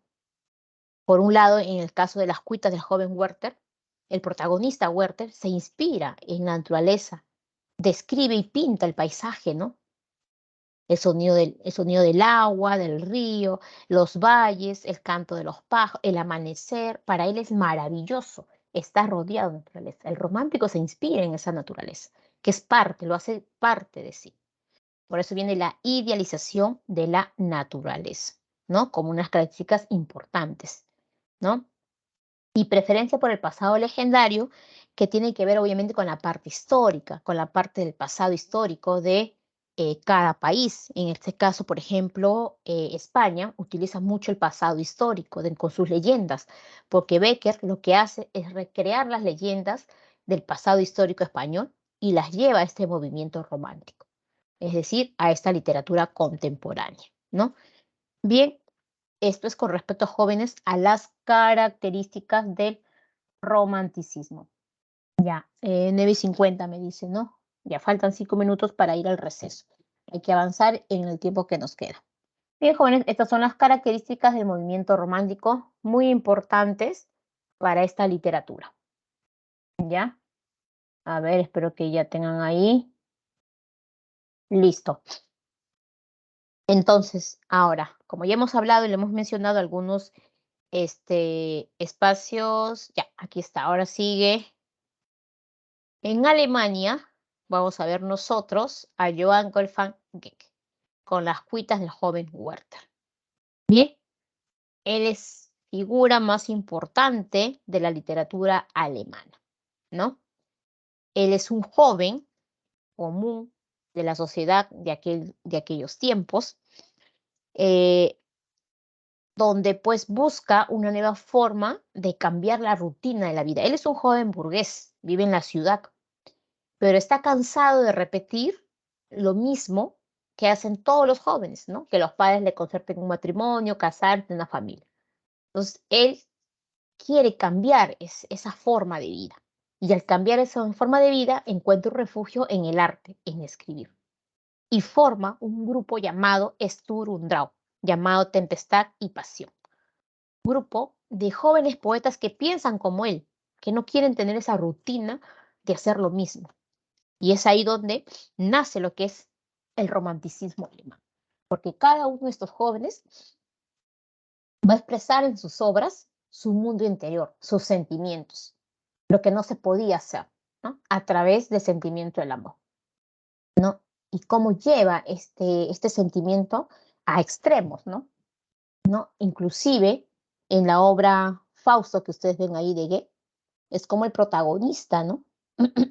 Dice, vende su, como se dice, su alma al diablo por conseguir la juventud y el amor de una joven, ¿no? Ese es el extremo, pues, ¿no? De ese amor. Y por un lado, en las cuitas del joven Werther es el amor más sincero, más sencillo.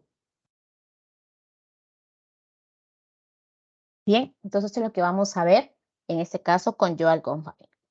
Johann Goldfaden se dice que en su vida, él un hombre burgués, como les dije, se va a enamorar de una joven llamada Charlotte Wenfield. Él se enamora de ella. Pero luego se da cuenta de que esta joven ya está comprometida y que no le va a corresponder en sus amorillos. Así que él decide simplemente alejarse. Pero gracias a estos amorillos que él había sentido, que en ese momento pensaba, crea esta obra, Las cuitas del joven Werther, ¿no? Y ya pues le da un contexto diferente, ¿no? Porque definitivamente pues hay un personaje, hay un joven, hay un amor, etc. Lo vamos a ver a continuación. Entonces, esas son las desventuras del joven Werther de Johann Goldfaden Goethe. Bien, antes de ir, ya estamos, creo, a un minuto para no interrumpir. Entonces, ya están para su recreo. Ah, ya me dice, ¿cuál es la diferencia del neoclasicismo y el racionalismo? Lo que pasa es que el neoclasicismo es un movimiento literario que utiliza la razón, ¿no? La parte formal, la parte correcta de la vida del hombre. Y la parte correcta de la vida del hombre está en la educación, ¿no? Que las familias son las que determinan el futuro, ¿no? De los hijos, muchas veces. Entonces, el racionalismo tiene que ver con la razón y el neoclasicismo es una corriente literaria que utiliza la razón para ello. ¿Ya? Ahora me dice, ¿cuál es el puente del barroco a la ilustración? No, el barroco está en todo el siglo XVII, ¿sí? Que es un desarrollo que se da por toda Europa a través del arte complejo, mientras que la ilustración va a ser un movimiento cultural y político, porque la ilustración se va a dar en Francia, cuando aparece el siglo de las luces, el despertar del conocimiento y la cultura. Porque la única forma de cambiar a la sociedad de aquellos tiempos era educándola. En el barroco no se da. No, la gente no se educa. Muy pocos son los que llegan a la educación. En cambio, en la ilustración, los franceses se dan cuenta que la educación es parte de un desarrollo y es por eso que se involucra mucho en la educación, donde aparecen las llamadas enciclopedias, los libros que resumen todos los conocimientos, arte, religión, cultura, sociedad, historia, todo en un solo libro. Y eso, con eso se educa a las personas. Ese es en la ilustración. Y en la literatura, ese desarrollo se da a través de las obras con el movimiento llamado neoclasicismo. La ilustración se estudia en historia y nosotros estudiamos el llamado neoclasicismo, donde predomina la razón, la forma correcta de la vida. Tú te casas con ese señor porque ese señor te va a dar una estabilidad, punto. Y no hay un sentimiento, no hay lo que tú quieras. Si tú llores, te vas a casar porque la razón determina eso, sin importar el sentimiento. Por eso cuando aparece el movimiento romántico cambia, pues es una nueva forma de ver la vida, hay más libertad de expresarse. Y ya los jóvenes pueden expresar sus sentimientos. La obra Madame Bovary pertenece al realismo, porque te cuentan las cosas como son. Eso lo vamos a ver a continuación. Bien, jóvenes, a un minuto de su descanso, vayan a tomar su agüita, yo también, y regreso con las cuitas del joven Werther, ¿ya? Con las cuitas del joven Werther, ahí los dejo y nos vamos un ratito al descanso, ¿ya? Regresamos.